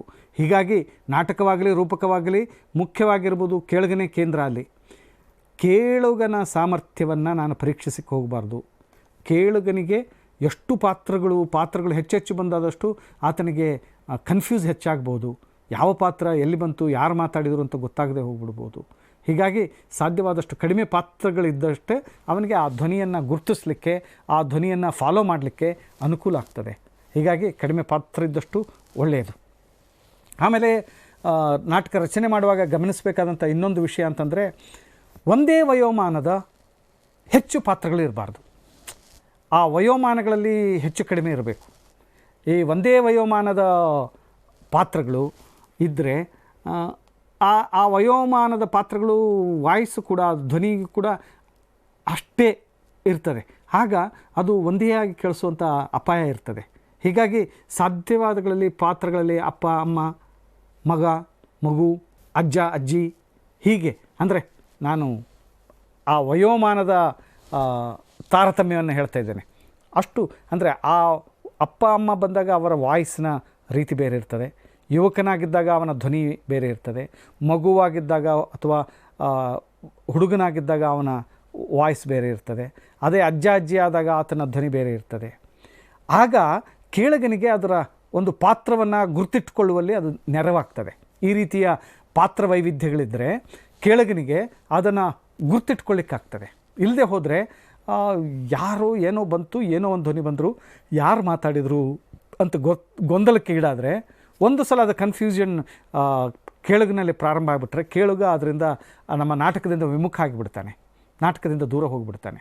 ಹಾಗಾಗಿ ಅದಾಗದೆ ನಾಟಕವನ್ನು ಅವನು ಸಂಪೂರ್ಣವಾಗಿ ಕೇಳಬೇಕು ಅನ್ನೋಂಥ ಎಚ್ಚರ ನಮ್ಮೊಳಗಿದ್ದರೆ ಸಾಧ್ಯವಾದಷ್ಟು ಕಡಿಮೆ ಪಾತ್ರಗಳು ಮತ್ತು ವಿವಿಧ ವಯೋಮಾನದ ಪಾತ್ರಗಳನ್ನು ರೂಪಿಸಬೇಕಾಗ್ತದೆ. ಆಮೇಲೆ ನಾನು ಕಲಾವಿದರನ್ನು ಆಯ್ಕೆ ಮಾಡಿಕೊಳ್ಳುವಾಗಲೂ ಕೂಡ ಸಾಮಾನ್ಯವಾಗಿ ಈ ನಾಟಕಗಳಲ್ಲಿ ಏನಾಗ್ತಂದರೆ, ಆಕಾಶವಾಣಿಯಲ್ಲಿ ನಿರೂಪಿಸುವ ನಾಟಕಗಳಿಗೆ ಸಾಮಾನ್ಯವಾಗಿ ಧ್ವನಿ ಪರೀಕ್ಷೆಗೆ ಒಳಗಾದಂಥ ನಾಟಕ ಕಲಾವಿದರನ್ನೇ ಆಯ್ಕೆ ಮಾಡಿಕೊಳ್ತದೆ. ಇಲ್ಲಿದ್ದರೆ ಧ್ವನಿ ಪರೀಕ್ಷೆಗೆ ಒಳಗಾಗದ ಕಲಾವಿದರನ್ನು ಆಯ್ಕೆ ಮಾಡುವುದು ತುಂಬ ಕಡಿಮೆ, ಬಳಸೋದಿಲ್ಲ, ಹೆಚ್ಚು ಬಳಸೋದಿಲ್ಲ. ಏನೋ ತೀರಾ ಅನಿವಾರ್ಯದಲ್ಲಿ ಎಲ್ಲೋ ಒಂದು ಕಡೆ ಆಚೆ ಈಚೆ ಆಗ್ಬೋದು ಬಿಟ್ಟರೆ ಅಲ್ಲಿ ಧ್ವನಿ ಪರೀಕ್ಷೆಗೆ ಅಂದರೆ ಆಡಿಷನ್ ಆದಂಥ ವಾಯ್ಸನ್ನೇ ನಾವು ತಗೊಳ್ಬೇಕು. ಅವರಿಗೆ ನಾಟಕದ ಕಲಾವಿದರು, ಧ್ವನಿ ಪರೀಕ್ಷೆಗೆ ಒಳಗಾದಂಥ ನಾಟಕದ ಕಲಾವಿದರು ಅಂತಲೇ ಹೇಳ್ತೇವೆ. ಆ ನಾಟಕದ ಕಲಾವಿದರನ್ನೇ ಆಯ್ಕೆ ಮಾಡಿಕೊಂಡು ಮಾಡ್ತದೆ. ಆಗ ಕೂಡ ನಾಟಕದ ಕಲಾವಿದರನ್ನು ಆಯ್ಕೆ ಮಾಡಿಕೊಳ್ಳುವಾಗ ಒಬ್ಬ ನಾಟಕದ ನಿರ್ದೇಶಕನಿಗೆ ಗಮನಿಸಬೇಕಾದಂಥ ಒಂದು ಅಂಶ ಅಂತಂದರೆ, ಈಗ ಕೆಲವರು ವಾಯ್ಸ್ ಸಿಮಿಲಾರಿಟಿ ಇರ್ತದೆ, ಒಂದೇ ಟೈಪ್, ಇಬ್ಬರು ಮಾತಾಡಿದಾಗಲೂ ಒಂದೇ ಟೈಪ್ ಕೇಳ್ತದೆ. ಅಂತಹ ಸಾಮ್ಯವಾಗಿರುವಂಥ ವಾಯ್ಸ್ಗಳನ್ನು ತಗೋಬಾರ್ದು. ಆ ವಾಯ್ಸ್ಗಳು ಭಿನ್ನ ಭಿನ್ನ ಆಗಿರಬೇಕು, ಎಲ್ಲ ಧ್ವನಿಗಳು ಭಿನ್ನ ಭಿನ್ನ ಆಗಿರಬೇಕು. ಅಂತಹ ಪಾತ್ರಗಳನ್ನೇ ಆಯ್ಕೆ ಮಾಡಿಕೊಳ್ಬೇಕು. ಇಲ್ಲದಿದ್ದರೆ ಒಂದೇ ರೀತಿಯ ವಾಯ್ಸ್ನ ಎರಡು ಪಾತ್ರಗಳು ಬಂದುಬಿಟ್ರೆ ಯಾರು ಮಾತಾಡಿದ್ದು ಅಂತ ನಮ್ಮ ಕೇಳುಗನಿಗೆ ಕನ್ಫ್ಯೂಸ್ ಆಗೋ ಸಾಧ್ಯತೆ ಇರ್ತದೆ. ಅದನ್ನು ತಪ್ಪಿಸಲೇಬೇಕು. ಅದನ್ನು ತಪ್ಪಿಸಿದರೆ ಮಾತ್ರ ನಾಟಕ ಯಶಸ್ವಿ ಆಗಲಿಕ್ಕೆ ಸಾಧ್ಯ. ಯಾಕಂದರೆ ಆ ಕೇಳುಗನಿಗೆ ಆ ಪಾತ್ರ ಆತನ ಮನದೊಳಗೆ ಅದು ಸ್ಥಾಪನೆ ಆಗಿಬಿಡ್ಬೇಕು. ಗಟ್ಟಿ ಇದು ಈ ವಾಯ್ಸ್, ಈ ಧ್ವನಿ ಇಂಥದ್ದೇ ಪಾತ್ರ ಅಂತ ಗುರುತಿಸುವಾಗ ಆಗಬೇಕು. ಹಾಗಿದ್ರೆ ಮಾತ್ರ ನಾಟಕವನ್ನು ಅವನು ಫಾಲೋ ಮಾಡಲಿಕ್ಕಾಗ್ತದೆ. ಇಲ್ಲದಿದ್ದರೆ ಯಾವುದೋ ಪಾತ್ರ, ಯಾವುದೋ ಧ್ವನಿ ಅಂದರೆ ಅವನಿಗೆ ಗುರ್ತಿಡಲಿಕ್ಕಾಗೋದಿಲ್ಲ. ಹೀಗಾಗಿ ಆ ಪಾತ್ರದ ಒಂದು ಸ್ಥಾಪನೆ ಪ್ರಾರಂಭದಲ್ಲಿ ಮಾಡಬೇಕು ಅಂದರೆ ಹೇಗೆ ಮಾಡೋದು? ನಾಟಕ ಬರೆಯುವಾಗಲೂ ಮತ್ತು ಅಲ್ಲಿ ನಾಟಕ ನಿರ್ದೇಶನ ಮಾಡುವಾಗಲೂ ಗಮನಿಸಬೇಕೇನೆಂದರೆ, ನಾಟಕದ ಪ್ರಾರಂಭದಲ್ಲಿಯೇ ಆ ಪಾತ್ರ ಯಾವುದು ಅನ್ನೋದನ್ನು ಗುರುತಿಸಲಿಕ್ಕೆ, ಈಗ ಅಪ್ಪ ಇದ್ದಾನೆ, ಅಪ್ಪ ಬಾಯಿಲಿ, ಅಮ್ಮ ಮಗಳೇ, ಹೀಗೆ ಅವರನ್ನು ಸಂಬೋಧಿಸಿ ಕರೆಯುವಂಥ ಕ್ರಮ ಇಟ್ಕೊಳ್ಬೇಕು. ಅಥವಾ ಅವನ ಹೆಸರಿರ್ತದೆ, ವಸಂತ ಬಾಯಿಲಿ, ಹೀಗೆ ಆ ಹೆಸರುಗಳನ್ನು ಕರೆದು ಮಾತನಾಡಿಸುವಂಥ ಇದನ್ನು ಪ್ರಾರಂಭದಲ್ಲಿ ಮಾಡಬೇಕು. ಯಾಕೆ ಇದನ್ನು ಮಾಡಬೇಕು ಅಂದರೆ, ನಮ್ಮ ಕೇಳುಗನಿಗೆ ಇದು ಇವರು, ಈ ಪಾತ್ರ, ಈತ ಅಪ್ಪ, ಇವರು ಅಮ್ಮ, ಇವರು ವಸಂತ, ಇವರು ಹುಡುಗಿ, ಇವರು ತಂಗಿ, ಮಗಳು, ಹೀಗೆ ಆ ಪಾತ್ರಗಳನ್ನು ಹೆಸರಿನಿಂದಲೂ ಧ್ವನಿಯಿಂದಲೂ ಗುರುತಿಸಲಿಕ್ಕೆ ತುಂಬ ಸರಳ ಆಗ್ತದೆ ಒಬ್ಬ ಕೇಳುಗನಿಗೆ. ದೃಶ್ಯ ಮಾಧ್ಯಮ ಆದರೆ ಆ ಸಮಸ್ಯೆ ಇರೋದಿಲ್ಲ. ಈ ಶ್ರಾವ್ಯ ಮಾಧ್ಯಮದಾಗ ಈ ಎಲ್ಲ ಎಚ್ಚರಗಳನ್ನು ಒಬ್ಬ ನಾಟಕ ಬರೆಯುವವನು ಮತ್ತು ನಿರ್ದೇಶಿಸುವವರು ಇಟ್ಕೊಳ್ಬೇಕಾಗ್ತದೆ. ಹಾಗಾಗಿ ಮತ್ತು ನಾಟಕದ ಮಧ್ಯೆ ಕೂಡ ಅಂದರೆ ಆ ಧ್ವನಿಗಳು, ಈಗ ಒಂದು ಸೀನ್ ಬಿಟ್ಟು ಒಂದು ದೃಶ್ಯದಿಂದ ಇನ್ನೊಂದು 2-3 ದೃಶ್ಯ ಆದ ನಂತರ ಆ ಪಾತ್ರಗಳು ಬರೋದಿದ್ದರೆ, ಆ ಪಾತ್ರಗಳನ್ನು ಮತ್ತೆ ನಾನು ಕೇಳುಗನಿಗೆ ನೆನಪು ಮಾಡಿಕೊಡ್ಬೇಕಾದ್ರೆ ಮತ್ತೆ ನಾನು ಆ ಹೆಸರಿನಿಂದಲೇ ಕರಿಬೇಕು. ಆ ಹೆಸರಿನಿಂದಲೇ ಆ ಪಾತ್ರಗಳನ್ನ ಉದ್ದೇಶಿಸಿ ಮಾತಾಡುವಾಗ ಮತ್ತೆ ಆ ಪಾತ್ರಗಳನ್ನೇ ಹೆಸರಿಸಬೇಕು. ಹಾಗಿದ್ದಾಗ ಮಾತ್ರ ನಮ್ಮ ಕೇಳುಗ ಅದಕ್ಕೆ ಅಡ್ಜಸ್ಟ್ ಆಗ್ತಾನೆ. ಆಗ ಅದನ್ನು ಆ ಪಾತ್ರವನ್ನು ಅಂತ ಗ್ರಹಿಸಲಿಕ್ಕೆ ಸಾಧ್ಯ ಆಗ್ತದೆ. ಅದೊಂದು ನಾಟಕದ ಭಾಷೆ ಇದೆಯಲ್ಲ, ನಾಟಕದ ಭಾಷೆ ಸಾಧ್ಯವಾದಷ್ಟು ಪ್ರಾದೇಶಿಕ ಭಾಷೆ ಇದ್ದರೆ ತುಂಬ ಒಳ್ಳೆಯದು. ಉದಾಹರಣೆಗೆ ನೀವೆಲ್ಲ ಗಮನಿಸಿದ್ದೀರಿ, ಧಾರವಾಡದಲ್ಲಿ ನಿರ್ಮಾಣವಾಗುವಂಥ ನಾಟಕಗಳು ಧಾರವಾಡದ ಭಾಷೆಯನ್ನೇ ಒಳಗೊಂಡಿರ್ತವೆ ಅನ್ನೋದನ್ನು ನೀವು ಗಮನಿಸ್ತೀರಿ. ಮತ್ತು ಇನ್ನೂ ಒಂದು ಅಂದರೆ ಭಾಷೆ ಒಂದೊಂದು ಇದಕ್ಕೆ ಬದಲಾವಣೆ ಆಗ್ತಾ ಹೋಗ್ತದೆ. ಅದೇ ಧಾರವಾಡ ಜಿಲ್ಲೆಯ ಭಾಷೆ ಇನ್ನೊಂದು ಜಿಲ್ಲೆಗೆ ಹೋಗುವಾಗ ಜಿಲ್ಲೆಯಿಂದ ಜಿಲ್ಲೆಗೆ ಅದೇ ಭಾಷೆ ಬದಲಾಗ್ತದೆ. ಯಾಕಂದರೆ ಧಾರವಾಡದಲ್ಲಿ ಆಗುವಂಥ ಭಾಷೆ ಬೆಳಗಾಂನಲ್ಲಿ ಆಗುವಂಥ ಭಾಷೆ ಭಿನ್ನ ಇದೆ. ಧಾರವಾಡದಲ್ಲಿ ಮಾತನಾಡುವ ಭಾಷೆ ಹಾವೇರಿಯಲ್ಲಿ ಮಾತನಾಡುವ ಭಾಷೆ ಭಿನ್ನ ಇದೆ. ಬೆಂಗಳೂರಿನಲ್ಲಿ ಮಾತನಾಡುವ ಭಾಷೆ ಮಂಡ್ಯದಲ್ಲಿ ಮಾತನಾಡುವ ಭಾಷೆ ಭಿನ್ನ ಇದೆ. ಉತ್ತರ ಕರ್ನಾಟಕದಲ್ಲಿಯೇ ಈ ಧಾರವಾಡ ಬೆಳಗಾಂ ಆ ಕಡೆ ಮಾತಾಡೋ ಭಾಷೆ, ಹೈದರಾಬಾದ್ ಕರ್ನಾಟಕ ಅಥವಾ ಈಗ ಕಲ್ಯಾಣ ಕರ್ನಾಟಕ ಅಂತ ಕರಿತೇವೆ, ಅವರು ಮಾತನಾಡೋ ಭಾಷೆಗೆ ವ್ಯತ್ಯಾಸ ಇದೆ. ಬೀದರ್ನಲ್ಲಿ ಮಾತನಾಡುವಂಥ ಭಾಷೆ ವ್ಯತ್ಯಾಸ ಇದೆ. ಈ ಎಲ್ಲ ಭಾಷೆಗಳ ವ್ಯತ್ಯಾಸ ಏನಿದೆ ಅಂದರೆ ಟೋನ್, ಇಂಟೊನೇಷನ್ ಏನು, ಭಾಷೆ ಒಂದೇ, ಭಾಷೆ ಕನ್ನಡವೇ, ಆದರೆ ಅವರು ಮಾತನಾಡುವ ಕ್ರಮ, ಇಂಟೊನೇಷನ್ ಅದು ಚೇಂಜ್ ಇದೆ. ಹೀಗಾಗಿ ನಾನು ಆಯಾ ಪ್ರಾದೇಶಿಕ ಭಾಷೆಯನ್ನು ನಾನು ಗುರುತಿಸಲಿಕ್ಕೆ, ಆಯಾ ಪ್ರಾದೇಶಿಕ ಭಾಷೆಯಲ್ಲಿ ಮಾತನಾಡಲಿಕ್ಕೆ ಆ ಪ್ರಾದೇಶಿಕ ಭಾಷೆಯನ್ನೇ ಬಳಸ್ಕೊಳ್ಬೇಕು. ಆಗ ಅದು ಹೆಚ್ಚು ಹತ್ತಿರ ಆಗ್ತಾ ಹೋಗ್ತದೆ. ನಿಮಗೆ ಗೊತ್ತಿರಬೇಕು, ಧಾರವಾಡದಲ್ಲಿ ಮಾತನಾಡುವ ಭಾಷೆ ಬೆಂಗಳೂರಿನ ಕೆಳಗರು ಖುಷಿ ಪಡ್ತಾರೆ. ಯಾಕಂದರೆ ಅದಕ್ಕೊಂದು ಆ ಸ್ಥಳೀಯ ಸೊಗಡು ಆ ಭಾಷೆಯೊಳಗೆ ಸಿಗ್ತದೆ, ಅದು ಎಲ್ಲರನ್ನೂ ಖುಷಿ ಕೊಡ್ತದೆ. ಹೀಗಾಗಿ ನಮ್ಮ ಪ್ರಾದೇಶಿಕತೆಯನ್ನು ನಮ್ಮ ಭಾಷೆಯೊಳಗೆ ತರಬೇಕು. ಆದರೆ ಗಮನದಲ್ಲಿ ಇಟ್ಕೊಳ್ಬೇಕಂದ್ರೆ ಭಾಷೆಯೇ ನಮ್ಮ ಕೇಳುಗನಿಗೆ ತೊಡಕಾಗಬಾರ್ದು. ಕೇಳುಗನಿಗೆ ಅದು ಖುಷಿ ಕೊಡಬೇಕು, ಕೇಳುಗನಿಗೆ ಅದು ತಿಳಿಯುವ ಹಾಗೆ ಸ್ಪಷ್ಟವಾಗಿ ಇರಬೇಕು. ಸಾಮಾನ್ಯವಾಗಿ ಆಡು ಮಾತನ್ನೇ ಬಳಸಿಕೊಳ್ಳೋದು ರೂಢಿ. ಆಡು ಮಾತೇ ನಾಟಕದಲ್ಲಿ, ರೂಪಕದಲ್ಲಿ ಸ್ವಲ್ಪ ಗ್ರಾಂಥಿಕ ಮತ್ತು ಆಡು ಮಾತು ಎರಡು ಬಳಸ್ಕೊಳ್ಬೋದು. ಆದರೆ ನಾಟಕದಲ್ಲಿ ಮಾತ್ರ ಅದು ಸಂಪೂರ್ಣವಾಗಿ ಆಡು ಮಾತೇ ಆಗಿರಬೇಕು, ಆಡು ಭಾಷೆಯನ್ನೇ ಬಳಸ್ಕೊಳ್ಬೇಕು. ಈ ಉಳಿದ ಅಂದರೆ ಈ ಕೆಲವೊಮ್ಮೆ ಚಾರಿತ್ರಿಕ ನಾಟಕಗಳು, ಪೌರಾಣಿಕ ನಾಟಕಗಳು ಬರ್ತದೆ, ಅಲ್ಲಿ ಗ್ರಾಂಥಿಕ ಭಾಷೆಯನ್ನು ಬಳಸಿದರೆ ತಪ್ಪೇನಲ್ಲ. ಅಲ್ಲಿ ಗ್ರಾಂಥಿಕ ಭಾಷೆಯನ್ನು ಬಳಸಿ ಮಾತಾಡುವಂಥ ಕ್ರಮವೂ ಇದೆ, ಮಾತನಾಡಬಹುದು. ಆಮೇಲೆ ತುಂಬ ಇದು ಎಲ್ಲ ರೇಡಿಯೋ ಕಾರ್ಯಕ್ರಮಗಳ ಜೀವಾಳ ಇದ್ದಾಗ ಎಲ್ಲಿಯೂ ಕೂಡ ಕಠಿಣ ಶಬ್ದಗಳನ್ನು ಪ್ರಯೋಗಿಸಬಾರ್ದು. ತುಂಬ ಕಠಿಣ ಆ ಶಬ್ದದ ಏನು ಆ ಶಬ್ದದ ಅರ್ಥ ಅಂತ ಕೇಳುಗ ಯೋಚನೆ ಮಾಡೋದ್ರೊಳಗೆ ನಮ್ಮ ಸನ್ನಿವೇಶ ಮುಂದೆ ಹೋಗ್ಬಿಟ್ಟಿರ್ತದೆ. ಹೀಗಾಗಿ ತುಂಬ ಕಠಿಣ ಶಬ್ದ ಬಳಸ್ತದೆ. ಸಾಮಾನ್ಯವಾಗಿ ಆಡು ಮಾತಿನಲ್ಲಿ ಏನು ಭಾಷೆಯನ್ನು ಬಳಸ್ತೇವೋ, ಏನು ಶಬ್ದವನ್ನು ಬಳಸ್ತೇವೋ ಅದೇ ಶಬ್ದವನ್ನು ಹೆಚ್ಚು ಬಳಸಿದರೆ ಅದು ಕೇಳುಗನಿಗೆ ತುಂಬ ಸರಳವಾಗಿ ಅವನು ಗ್ರಹಿಸಲಿಕ್ಕೆ ಅನುಕೂಲ ಆಗ್ತದೆ. ಯಾಕೆ ಕಠಿಣ ಶಬ್ದ, ಒಂದು ಸಲ ನಾವು ಆ ಕಠಿಣ ಶಬ್ದವನ್ನು ಬಳಸಿದ್ರೆ ಏನು ಶಬ್ದ ಅಂತ ಯೋಚನೆ ಮಾಡ್ತಾ ಹೋಗ್ತಾನೆ, ಅಷ್ಟೊತ್ತಿಗೆ ಕಥೆ ಮುಂದೆ ಹೋಗ್ಬಿಡ್ತದೆ. ಆಗ ಅಲ್ಲಿ ಅವನ ಕಥೆಯಿಂದ ಡೀಲಿಂಕ್ ಆಗ್ತಾನೆ, ಕಥೆಯಿಂದ ಹೊರ ಹೋಗ್ತಾನೆ. ಅದಾಗಬಾರ್ದು ಅಂತಾದರೆ ಆ ಭಾಷೆ ಸ್ಥಳೀಯವಾಗಿ ಮತ್ತು ಆಡು ಮಾತಿನಲ್ಲಿ ಏನು ಭಾಷೆ ಬಳಸ್ತೀವೋ ಅದನ್ನೇ ಬಳಸಿ ಸರಳವಾಗಿ ನಮ್ಮ ಕೇಳುಗನಿಗೆ ತಿಳಿಯುವ ಹಾಗೆ ಮಾಡಬೇಕು. ಹೀಗಾಗಿ ಕಠಿಣ ಶಬ್ದಗಳು ಮಾಡಬಾರ್ದು. ಇಲ್ಲದಿದ್ದರೆ ಅದರಿಂದ ರಸಭಂಗ ಆಗಿಬಿಡ್ತದೆ. ಒಮ್ಮೆ ರಸಭಂಗ ಆದರೆ ಮತ್ತೆ ಅದರೊಳಗೆ ಪ್ರವೇಶ ಪಡೆಯೋದು ಭಾಳ ಕಷ್ಟ ಆಗ್ಬೋದು. ಆದರೆ ಮತ್ತೆ ಆ ರಸ ಸನ್ನಿವೇಶವನ್ನು ಗ್ರಹಿಸಲಿಕ್ಕೆ ಕಷ್ಟ ಆಗ್ತದೆ.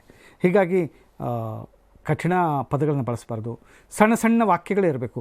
ವಿಶೇಷವಾಗಿ ನಾಟಕದಲ್ಲಿ ಎಷ್ಟು ಚುಟುಕಾದ ಮತ್ತು ಚುರುಕಾದ ಸಂಭಾಷಣೆ ಇರ್ತದೋ ಅಷ್ಟೇ ಅದು ನಾಟಕ ಸೊಗಸಾಗಿ ಮೂಡಿಬರ್ತದೆ. ಉದ್ದ ದೀರ್ಘ ಮಾತುಗಳಿದ್ದರೆ ಅದು ಸ್ವಲ್ಪ ಕೆಳಗನಿಗೆ ಕಿರಿಕಿರಿ ಆಗಬಹುದು. ಸಾಧ್ಯವಾದಷ್ಟು ಸಂಭಾಷಣೆಗಳು ಚುಟುಕಾಗಿರಬೇಕು. ಆ ಚುರುಕಾದ ಸಂಭಾಷಣೆಗಳು ರೇಡಿಯೋ ನಾಟಕದ ಜೀವಾಳ. ಅದನ್ನು ನಾವು ಸಾಧ್ಯ ಆದಷ್ಟು ಒಂದೇ ವಾಕ್ಯದಲ್ಲಿ ಒಂದು ಪ್ರಶ್ನೆ ಒಂದು ಉತ್ತರ ಹೀಗೆ, ಅಂದರೆ ಅಲ್ಲಿ ಇಬ್ಬರ ಸಂವಾದಗಳು ನಡಿಬೇಕು. ಇಲ್ಲದೇ ಇದ್ದರೆ ಒಬ್ಬನೇ ಮಾತಾಡ್ತಾ ಹೋಗ್ತಾನೆ, ಇವನು ಅಲ್ಲಿವರೆಗೆ ಇವನಿಗೇನು ಪ್ರತಿಕ್ರಿಯೆ ನೀಡದೆ ಕೊಡ್ತಾನೆ. ಅಂಥ ಸಂದರ್ಭಗಳು ಕೆಲವು ಬರ್ತವೆ. ಆಗ ಅದು ಕಲಾವಿದನ ಸಾಮರ್ಥ್ಯದ ಮೇಲೆ ನಿಂತಿರ್ತದೆ. ಈಗ ಉದಾಹರಣೆಗೆ ಒಂದು ಸ್ವಲ್ಪ ಒಂದು ದೀರ್ಘ ಮಾತಿದೆ, ಆಯಿತು, ದೀರ್ಘ ಸಂಭಾಷಣೆ ಬರೆದು ಬಿಟ್ಟಿದ್ದಾನೆ ರಚನಾಕಾರ. ಆದರೆ ಒಬ್ಬ ನಿರ್ದೇಶಕ ಅದನ್ನು ಅವಾಯ್ಡ್ ಮಾಡಬೇಕು. ಅಂದರೆ ಆ ದೀರ್ಘ ಸಂಭಾಷಣೆಯನ್ನು ಮೊನೊಟನಸ್ ಆಗದೆ ನೋಡಿಕೊಳ್ಬೇಕು. ಅದರಲ್ಲಿ ಕೇಳುಗನೂ ಅಂದರೆ ಅವನ ಎದುರಿನ ಪಾತ್ರವೂ ಅದಕ್ಕೆ ಪ್ರತಿಕ್ರಿಯಿಸೋ ಹಾಗೆ, ಹೌದಾ, ಓಹೋ, ಇಂಥವೆಲ್ಲ ಉದ್ಗಾರಗಳನ್ನು ನಡುವೆ ಸೇರಿಸ್ತಾ ಆ ಸಂಭಾಷಣೆಯ ಭಾಗ, ಆ ಪಾತ್ರವೂ ಕೂಡ ಆ ಸಂಭಾಷಣೆಯ ಭಾಗ ಆಗಿಬಿಡಬೇಕು. ಆಗ ಅದು ಒಂದು ದೀರ್ಘ ಮಾತುಕತೆ ಅಥವಾ ದೀರ್ಘ ಸಂಭಾಷಣೆ ಅಂತ ಅನಿಸೋದಿಲ್ಲ. ಆ ಸಂಭಾಷಣೆಯನ್ನು ಒಡೆದು ಅದರೊಳಗೆ ತನ್ನ ಪ್ರತಿಕ್ರಿಯೆಗಳನ್ನು ನೀಡ್ತಾ ಹೋದರೆ, ಎದುರಿನ ಪಾತ್ರವು ಕೂಡ ಪ್ರತಿಕ್ರಿಯೆ ನೀಡ್ತಾ ಹೋದರೆ ಆಗ ಆ ಸಂಭಾಷಣೆಯ ಸೊಗಸು ಇನ್ನೂ ಹೆಚ್ಚಾಗ್ತದೆ. ಅದನ್ನು ಗಮನದಲ್ಲಿಟ್ಕೊಳ್ಬೇಕು. ಸಣ್ಣ ಸಣ್ಣ ವಾಕ್ಯ ಇರಬೇಕು ಮತ್ತು ಮಾತನಾಡುವ ಒಬ್ಬ ಕಲಾವಿದನ ಭಾಷೆ ಇದೆಯಲ್ಲ ಅದು ಸ್ಪಷ್ಟವಾಗಿ ಕೇಳಿಸ್ಬೇಕು. ಇಂಥದ್ದೇ ಶಬ್ದ ಮಾತ್ರ ಅಲ್ಲ, ಅಕ್ಷರವೂ ಕೂಡ ಸ್ಪಷ್ಟವಾಗಿ ಕೇಳಬೇಕು. ಇಲ್ಲದಿದ್ದರೆ ಅದು ಒಂದು ರೂಢಿ ಇದೆ. ಸಾಮಾನ್ಯವಾಗಿ ನಾವು ಮಾತನಾಡುವಾಗ ಮಾತಿನ ಓಘದಲ್ಲಿ ಹೋಗಿಬಿಡ್ತದೆ, ಅದೇನು ತಪ್ಪಂತ ಅನಿಸೋದಿಲ್ಲ. ಆದರೆ ರೇಡಿಯೋಕ್ಕಾಗಿ ಆಗುವಾಗ, ರೇಡಿಯೋ ಶ್ರಾವ್ಯ ಮಾಧ್ಯಮ ಆಗಿದ್ದರಿಂದ ನಾನು ಅಕ್ಷರ ನುಂಗಿದರೆ ಆ ವಾಕ್ಯ ಅವನಿಗೆ ಕೇಳಿಸ್ತೇ ಹೋದರೆ, ಆ ಶಬ್ದ ಕೇಳಿಸ್ತೇ ಹೋದರೆ ಕೆಲವೊಂದು ಕಾರ್ಯನ ಏನಂತೂ ಗೊತ್ತಾಗದೆ ಹೋಗ್ಬೋದು, ಕೆಲವೊಂದು ಬಾರಿ ಅದು ಅಪಾರ್ಥವೂ ಆಗಿಬಿಡ್ಬೋದು. ಹಾಗಾಗಲಿಕ್ಕೆ ಅವಕಾಶ ಕೊಡಬಾರ್ದು. ಹೀಗಾಗಿ ರೇಡಿಯೋದಲ್ಲಿ ಮಾತನಾಡುವಾಗ ಮಾತ್ರ ನಾವು ಸ್ಪಷ್ಟವಾಗಿ ಮಾತಾಡಬೇಕು. ಪ್ರತಿ ಶಬ್ದವೂ ಕೇಳಿಸ್ಬೇಕು ಮಾತ್ರ ಅಲ್ಲ, ಪ್ರತಿ ಅಕ್ಷರವೂ ಕೂಡ ನಮ್ಮ ಕೇಳಗನಿಗೆ ಕೇಳಿಸ್ಬೇಕು. ಅದನ್ನು ಗಮನದಲ್ಲಿಟ್ಕೊಳ್ಬೇಕು. ಮತ್ತು ಏನು ಕೇಳಿದ್ದಾನೋ ಅದು ಆತನಿಗೆ ಅರ್ಥ ಆಗಬೇಕು. ಏನು ಕೇಳಿದ, ಏನು ಮಾತಾಡಿದ ಅನ್ನೋದು ಅರ್ಥ ಆಗಬೇಕು. ಅರ್ಥ ಆಗದ ಭಾಷೆಯಲ್ಲಿ ನಾನು ಮಾತಾಡಿದರೆ ಅವನಿಗೂ ಅದು ಅವನ ಗ್ರಹಿಕೆಗೆ ಸಿಕ್ಕೋದಿಲ್ಲ. ಹೀಗಾಗಿ ಮತ್ತೆ ಅದು ಡೀಲಿಂಕ್ ಆಗೋ ಸಾಧ್ಯತೆಗಳಿರ್ತದೆ. ಆ ಡೀಲಿಂಕ್ ಆಗಬಾರ್ದು. ರೇಡಿಯೋ ನಾಟಕದಲ್ಲಿ ಗಮನಿಸುವ, ಈಗ ನೀವು ರಂಗನಾಟಕದ ರಂಗಪಠ್ಯವನ್ನು ಓದಿರ್ತೀರಿ. ರಂಗಪಠ್ಯದಲ್ಲಿ ಏನಾಗ್ತದೆ, ಒಂದು ಸನ್ನಿವೇಶವನ್ನು ಅವನಲ್ಲಿ ಕಟ್ಟಿಕೊಡ್ತಾರೆ. ಉದಾಹರಣೆಗೆ ಯಾವುದೇ ಸಂಭಾಷಣೆ ಇಲ್ಲದೆ ಒಂದು ಸನ್ನಿವೇಶವನ್ನು ಕಟ್ಟಿಕೊಡುವಂಥ ಕ್ರಿಯೆ ರಂಗನಾಟಕಗಳಲ್ಲಿ ಆಗ್ತದೆ. ಉದಾಹರಣೆಗೆ ಸ್ಟೇಜಿನ ಎದುರಿಗೆ ಒಂದು ಮನೆಯ ದೃಶ್ಯ ಇದೆ ಅಂತ ಇಟ್ಕೊಳ್ಳೋಣ. ಮನೆಯ ದೃಶ್ಯದಲ್ಲಿ ಅಲ್ಲಿ ಒಬ್ಬ ಪೇಪರ್ ಓದ್ತಾ ಕೂತಿದ್ದಾನೆ. ಹೆಂಡತಿ ಬರ್ತಾಳೆ, ಕಾಫಿ ತರ್ತಾಳೆ. ಅವ ನೋಡೋದಿಲ್ಲ. ನೋಡಲಿಲ್ಲದ ಕೂಡಲೇ ಅವನ ಆ ಪೇಪರ್ನ ಕಿತ್ತು ಆತನ ಮುಂದೆ ಕಾಫಿ ಇಟ್ಟು ಹೋಗ್ತಾಳೆ. ಇದು ಎಲ್ಲೂ ಮಾತಾಗಿಲ್ಲ, ಯಾವುದೇ ಮಾತಿನ ಇಲ್ಲ. ಇದು ರಂಗಕ್ರಿಯೆಯಲ್ಲಿ ಇದು ಸಹಜವಾಗಿ ನಡೀತದೆ. ಸಹಜವಾಗಿ, ಯಾಕಂದರೆ ನೋಡುಗ ಇದ್ದಾನೆ, ಅಲ್ಲಿ ನೋಡ್ತಾ ಇದ್ದಾನೆ, ಅವಳು ಬರ್ತಾಳೆ, ಇದೆಲ್ಲ ಎಲ್ಲ ಘಟನೆಗಳು ನಡೀತದೆ. ಆದರೆ ನನ್ನ ರೇಡಿಯೋ ನಾಟಕದಲ್ಲಿ ನೀನು ಹೀಗೆ ಬಂದು ಹೀಗೆ ಇಟ್ಟು ಅದೇನೋ ಪೇಪರ್ ಕಿತ್ಕೊಂಡು ಅದೆಲ್ಲೂ ಗೊತ್ತಾಗೋದಿಲ್ಲ. ಆಗ ಇದು ಅಂದರೆ ಒಬ್ಬ ನಾಟಕ ರಚನಾಕಾರರಿಗೆ, ರೇಡಿಯೋ ನಾಟಕ ರಚನಾಕಾರನಿಗೆ ಇರಬೇಕಾದಂಥ ಸಾಮರ್ಥ್ಯ ಏನಂದರೆ, ಇಡೀ ಅಲ್ಲಿ ನಡೆಯುವ ರಂಗಕ್ರಿಯೆಯನ್ನು ಇಲ್ಲಿ ಮಾತಿನ ಮೂಲಕ ಕಟ್ಟಿಕೊಳ್ಳಲೇಬೇಕು. ಮಾತಿನ ಮೂಲಕ ಕಟ್ಟಿಕೊಟ್ಟರೆ ಮಾತ್ರ ನಿಮಗೆ ಅದು ಒಬ್ಬ ಕೇಳಗನಿಗೆ ಗೊತ್ತಾಗ್ತದೆ. ಇಲ್ಲದಿರೋ ಅದು ಏನು ಆಯಿತು ಅನ್ನೋದು ಗೊತ್ತಾಗೋದಿಲ್ಲ. ಆ ಯಾವುದೇ ಘಟನೆಗಳು ಇದೇ ಸನ್ನಿವೇಶವನ್ನು ಇಟ್ಕೊಂಡ್ರೆ ಅಲ್ಲಿ ಅವಳು ಹೇಳ್ತಾಳೆ, ರೀ ಕಾಫಿ ಆಯಿತು ಬನ್ನಿ ಅಂತ ಎಲ್ಲ ಹೇಳ್ತಾಳೆ. ಓಹ್, ನಾನು ಆವಾಗಲಿಂದ ಕೂಗ್ತಿದ್ದೇನೆ, ನೀವು ಕಾಫಿ ಕೇಳ್ತಲ್ಲ, ಇವನು ಹಾಗೆ ಪೇಪರ್ ಓದ್ತಾ ಇದ್ದಾನೆ ಅಂತ ಇಟ್ಕೊಳ್ಳೋ. ನಿಮಗೊಂದು ಪೇಪರ್ ಒಂದಿದ್ದರೆ ಮುಗೀತು, ಈ ಜಗತ್ತಿನಲ್ಲಿ ಏನೂ ಇಲ್ಲ ಅಂತಂದು ಹೇಳ್ತಾಳೆ. ಬನ್ನಿ ಆ ಪೇಪರ್ ಕಡೆ ಕೊಡಿ ಅಂಥೇಳಿ ಪೇಪರ್ ಕೊಡಿ ಅಂತ ಹೇಳ್ತಾಳೆ. ತೊಗೊಳ್ಳಿ ಕಾಫಿ ಅಂತೇಳಿ ಅವನು ಮುಂದೆ ಇಡ್ತಾಳೆ. ಇದು ಅಲ್ಲಿ ನಡೆದ ರಂಗನಾಟಕವನ್ನು ಒಂದು ಭಾಷೆಯ ಮೂಲಕ ಕಟ್ಟಿಕೊಡುವಂಥ ಪ್ರಯತ್ನ ಈ ಏನು ರೇಡಿಯೋ ನಾಟಕದಲ್ಲಿ ಆಗಬೇಕಾಗ್ತದೆ. ಇಂಥದ್ದೊಂದು ಪ್ರಯತ್ನ ಮಾಡ್ತಾ ಇರಬೇಕು. ಆಮೇಲೆ ಮತ್ತು ರೇಡಿಯೋ ನಾಟಕಗಳಲ್ಲಿ ಸಂಗೀತ ಮತ್ತು ಶಬ್ದ ಪರಿಣಾಮ ಅತ್ಯಂತ ಪ್ರಮುಖವಾದದ್ದು. ಯಾಕಂದರೆ ಅದೆಲ್ಲವನ್ನು ಕೂಡ ನಾನು ಪ್ರತಿಯೊಂದು ಶಬ್ದವನ್ನು ಕೂಡ ಅಲ್ಲಿ, ಈ ಉದಾಹರಣೆಗೆ ಈಗ ಹೇಳಿದ ಹಾಗೆ ಪೇಪರ್ ಕಿತ್ಕೊಳ್ತಾಳೆ, ಅದನ್ನು ಅವ್ರ ಮುಂದೆ ನೀಡ್ತಾಳೆ. ಆ ಎರಡನ್ನು ಕೂಡ ನಾನು ಧ್ವನಿ ಪರಿಣಾಮದ ಮೂಲಕ ರೂಪಿಸ್ಬೋದು. ಆಗ ಅದಕ್ಕೊಂದು ಕೆಲವೊಂದು ಟೈಮು ಅನಾವಶ್ಯಕ ಧ್ವನಿ ಪರಿಣಾಮಗಳನ್ನು ಇರಬೇಕು ಅಂತೇನಿಲ್ಲ. ಈಗ ಉದಾಹರಣೆಗೆ ಹೇಳೋದಾದ್ರೆ ಅದೇ ನಾನು ಈಗ ಹೇಳಿದಂಥ ಒಂದು ಸನ್ನಿವೇಶ, ಏನು ಓದ್ತಿರಲಿಲ್ಲ, ಕೊಡಿ ಈ ಕಡೆ ಪೇಪರು, ಅಷ್ಟು ಹೇಳಿದ್ರೆ ಸಾಕು. ಅದಕ್ಕೇನು ಪೇಪರ್ ಕಿತ್ತಿದ್ದ ಸದ್ದು ಹಾಕಬೇಕು ಅಂತೇನಿಲ್ಲ. ಯಾಕೆಂದ್ರೆ ನನ್ನ ಕೆಳಗೆ ಜಾಣ ಇದ್ದಾನೆ, ಕೆಳಗನಿಗೆ ಗೊತ್ತಾಗ್ತದೆ ಯಾವುದು ಪೇಪರ್ ಹೀಗೆ ಮಾಡಿದ ಕೂಡಲೇ ತೊಗೊಂಡ್ಬಿಟ್ಟು ಏನು ಓದ್ತಾರೆ, ಕೊಡಿ ಈ ಕಡೆ ಪೇಪರು ಅಂತ ಗೊತ್ತಾಗ್ತದೆ. ಅದಕ್ಕೆ ಧ್ವನಿ ಪರಿಣಾಮ. ಅಲ್ಲಿ ಇನ್ನೂ ಒಂದಿದೆ, ಅಲ್ಲಿ ಆ ಕಪ್ಪನ್ನು ಕುಕ್ಕಿಡ್ತಾಳೆ ಇದೆಯಲ್ವಾ, ಇದನ್ನು ಹೇಗೆ ತೋರಿಸೋದು? ಇದಕ್ಕೆ ಶಬ್ದ ಪರಿಣಾಮ ಬೇಕು, ಇದಕ್ಕೆ ಇಫೆಕ್ಟ್ ಬೇಕು. ಆ ಇಟ್ಟಂಥ ಒಂದು ಕಪ್ಪಿನ ಹೀಗೆ ಟೇಬಲ್ ಮೇಲೆ ಕುಕ್ಕಿದಂಥ ಶಬ್ದ ಬಂದಾಗ, ಅದು ಗಣಗಣ ಅಂತ ಒಂದು ಸೌಂಡ್ ಮಾಡಿದಾಗ ಮಾತ್ರ ಆಗ ಕೆಳಗನೆ ಅಲ್ಲೇನೋ ಇಟ್ಲು, ಅವಳ ಕಾಫಿ ಬಟ್ಲನ್ನು ಅಲ್ಲಿ ಕುಕ್ಕಿದ್ಲು ಅಂತ ಅರ್ಥ ಆಗ್ತದೆ. ಅದಕ್ಕೆ ಧ್ವನಿ ಪರಿಣಾಮ ಅವಶ್ಯಕತೆ ಇದೆ. ಇಂತಹ ಧ್ವನಿ ಪರಿಣಾಮಗಳನ್ನು ಅಲ್ಲಲ್ಲಿ ಇಡೀ ನಾಟಕದುದ್ದಕ್ಕೂ ಕೂಡ ಧ್ವನಿ ಪರಿಣಾಮ ನಾಟಕದಲ್ಲಿ ಇದ್ದೇ ಇರ್ತದೆ ಮತ್ತು ಅದು ಬೇಕೇ ಬೇಕು ಕೂಡ. ಅಂತಹ ಇಫೆಕ್ಟ್ಸ್ಗಳನ್ನು ಎಲ್ಲ ಕಡೆಗೆ, ಒಂದು ನದಿ ದಂಡೆಯ ಮೇಲೆ ಒಂದೇನೋ ಸಂಭಾಷಣೆ ನಡೆದಿದೆ, ಒಂದೇನೋ ರೊಮ್ಯಾಂಟಿಕ್ ಸೀನ್ ಇದೆ, ಒಂದು ನದಿಯ ದಡದಲ್ಲಿ ಕೂತು ಪ್ರೇಮಿಗಳು ಮಾತನಾಡ್ತಿದ್ದಾರೆ ಅಂತ, ಅದನ್ನು ಯಾವ ನಿರೂಪಕ ಬಂದು ಈಗ ಇಲ್ಲಿ ಯುವಕ ಯುವತಿಯರು ನದಿ ದಂಡೆಯ ಮೇಲೆ ಕೂತು ಮಾತನಾಡುತ್ತಿದ್ದಾರೆ ಅಂತ ಹೇಳಿ ಹೋಗಲಿಕ್ಕಾಗೋದಿಲ್ಲ. ಆಗ ನದಿಯ ಹರಿವಿನ ಒಂದು ಶಬ್ದ ಪರಿಣಾಮವನ್ನು ನಾನು ಕೊಡಲೇಬೇಕು. ಆ ನದಿ ಹರಿವಿನ ಶಬ್ದ ಪರಿಣಾಮವನ್ನು ಕೊಡುತ್ತೆ. ಆ ಬರೀ ನದಿ ಹರಿತದ, ನದಿ ಇದ್ದಲ್ಲಿ ಬರೀ ನದಿ ಮಾತ್ರ ಇರೋದಿಲ್ಲ, ಅಲ್ಲೊಂದಿಷ್ಟು ಹಕ್ಕಿಗಳು ಚಿಲಿಪಿಲಿ ಮಾಡ್ತಾ ಇರ್ತದೆ. ಹಕ್ಕಿಗಳ ಒಂದು ಚಿಲಿಪಿಲಿ ಕೊಡಬೇಕು. ಯಾಕಂದರೆ ಇದು ರೊಮ್ಯಾಂಟಿಕ್ ಸೀನ್ಗೆ ಹೆಚ್ಚು ಒತ್ತು ಕೊಡುವಂಥದ್ದು ಹಕ್ಕಿಗಳು, ನದಿ, ಇದು ಹೆಚ್ಚು ಖುಷಿ ಕೊಡುವಂಥದ್ದು. ಆ ಸಂದರ್ಭದಲ್ಲಿ ಅವರಿಬ್ಬರು ಪ್ರೇಮಿಗಳಿಬ್ಬರು ಮಾತಾಡ್ತಾ ಹೋಗ್ತಾರೆ. ಇಲ್ಲಿ ಇನ್ನೊಂದು ಗಮನಿಸಬೇಕು. ನಾನು ಎರಡು ಧ್ವನಿ ಪರಿಣಾಮಗಳನ್ನು ಇಲ್ಲಿ ಕೊಟ್ಟಿದ್ದೇನೆ. ಒಂದು ಏನು ನೀರು ಹರಿಯುವ ನದಿ ಒಂದು ಇಫೆಕ್ಟ್ ಕೊಟ್ಟಿದ್ದೇನೆ, ಇನ್ನೊಂದು ಹಕ್ಕಿಗಳ ಚಿಲಿಪಿಲಿ ಇಫೆಕ್ಟ್ ಕೊಟ್ಟಿದ್ದೇನೆ. ಆದರೆ ಇವರು ತುಂಬ ರೊಮ್ಯಾಂಟಿಕ್ಕಾಗಿ ಮಾತಾಡ್ತಿದ್ದಾರೆ. ಅವರ ಮನಸ್ಸಿನ ಭಾವನೆಗಳು, ಮೃದು ಮಧುರ ಭಾವಗಳನ್ನು ಹಂಚಿಕೊಳ್ತಾ ಇದ್ದಾರೆ. ಇದಿಷ್ಟು ಸಾಕಾಗ್ತದಾ? ಆದರೆ ಒಬ್ಬ ನಿರ್ದೇಶಕನಿಗೆ ಅನ್ನಿಸ್ತದೆ ಇಷ್ಟು ಸಾಕಾಗಲಿಕ್ಕಿಲ್ಲ. ಅಂದರೆ ಬರೀ ಏನು ನದಿ ಹರಿದು ಹಕ್ಕಿಗಳು ಸಾಕಾಗೋದಿಲ್ಲ. ಅವರ ಭಾವಗಳನ್ನು ಉತ್ತೇಜಿಸುವಂಥ ಒಂದು ಸಂಗೀತ ಬೇಕು, ಒಂದು ರೊಮ್ಯಾಂಟಿಕ್, ಅವರ ಮಧುರ ಪಲುಕುಗಳನ್ನು ಹಿಡಿಬೇಕು. ಆವಾಗ ಅಲ್ಲಿ ಹಿಂದೆ ಒಂದು ಸುಮ್ಮನೆ ಸಂತೂರ್ನ ತರಂಗಗಳು, ಸಂತೂರ್ನ ಒಂದು ಸಣ್ಣ ಸಣ್ಣ ತರಂಗಗಳನ್ನು ಅಲ್ಲಿ ಕೊಟ್ಟರೆ ಅದು ಇನ್ನೂ ಸುಂದರವಾಗಿ, ಇನ್ನೂ ರೊಮ್ಯಾಂಟಿಕ್ಕಾಗಿ. ಅದಕ್ಕೆ ಸಂತೂರು ಆಗಬೇಕು. ಸಂತೂರು ಸ್ವಲ್ಪ ಮೃದು ಮಧುರ ಭಾವಗಳಿಗೆ ಹೆಚ್ಚು ಸ್ಪಂದಿಸ್ತದೆ. ಸಂತೂರು ಪಿಯಾನೋ ಆಗ್ಬೋದು, ಪಿಯಾನೋ ಕೂಡ ಅಲ್ಲಿ ಕೆಲಸ ಮಾಡ್ಬೋದು. ಆ ರೀತಿಯ ಸಂತೂರು, ಪಿಯಾನೋ, ಈ ರೀತಿಯ ಸಾಧ್ಯವಾದಷ್ಟು ತಂತಿ ವಾದ್ಯಗಳಿದ್ದರೆ ಅಂತಹ ಮೃದು ಮಧುರ ಭಾವಗಳಿಗೆ ಹೆಚ್ಚು ಅದು ಪ್ರೇರಕ. ಅಂಥದ್ದನ್ನು ಕೊಟ್ಟು ಅದನ್ನು ಇನ್ನೊಂದಿಷ್ಟು ಸುಂದರಗೊಳಿಸಬಹುದು. ಹೀಗೆ ಅಂದರೆ ಇದು ಒಂದು ಸೃಜನಶೀಲ ಕ್ರಿಯೆ, ಇದೊಂದು ಕ್ರಿಯೇಟಿವ್ ವರ್ಕ್. ಈ ಕ್ರಿಯೇಟಿವ್ ವರ್ಕ್ ಮಾಡಬೇಕಾದ್ರೆ ನಿರ್ದೇಶಕ ಕೂಡ ತುಂಬ ಕ್ರಿಯೇಟಿವ್ ಆಗಿಯೇ ಯೋಚನೆ ಮಾಡಬೇಕು. ಪ್ರತಿಯೊಂದನ್ನು ಕ್ರಿಯೇಟಿವ್ ಆಗಿ ಯೋಚನೆ ಮಾಡ್ತಾ ಆ ನಾಟಕವನ್ನು ರೂಪಿಸಬೇಕಾಗ್ತದೆ, ನಿರೂಪಿಸಬೇಕಾಗ್ತದೆ. ಆಮೇಲೆ ನಾನೊಂದು ಮ್ಯೂಸಿಕ್ ಕೊಡಬೇಕು ಅಂಥೇಳಿ ಇಡೀ ನಾಟಕದ ತುಂಬ ಮ್ಯೂಸಿಕ್ ಕೊಟ್ಟು ಹೋಗೋದಲ್ಲ.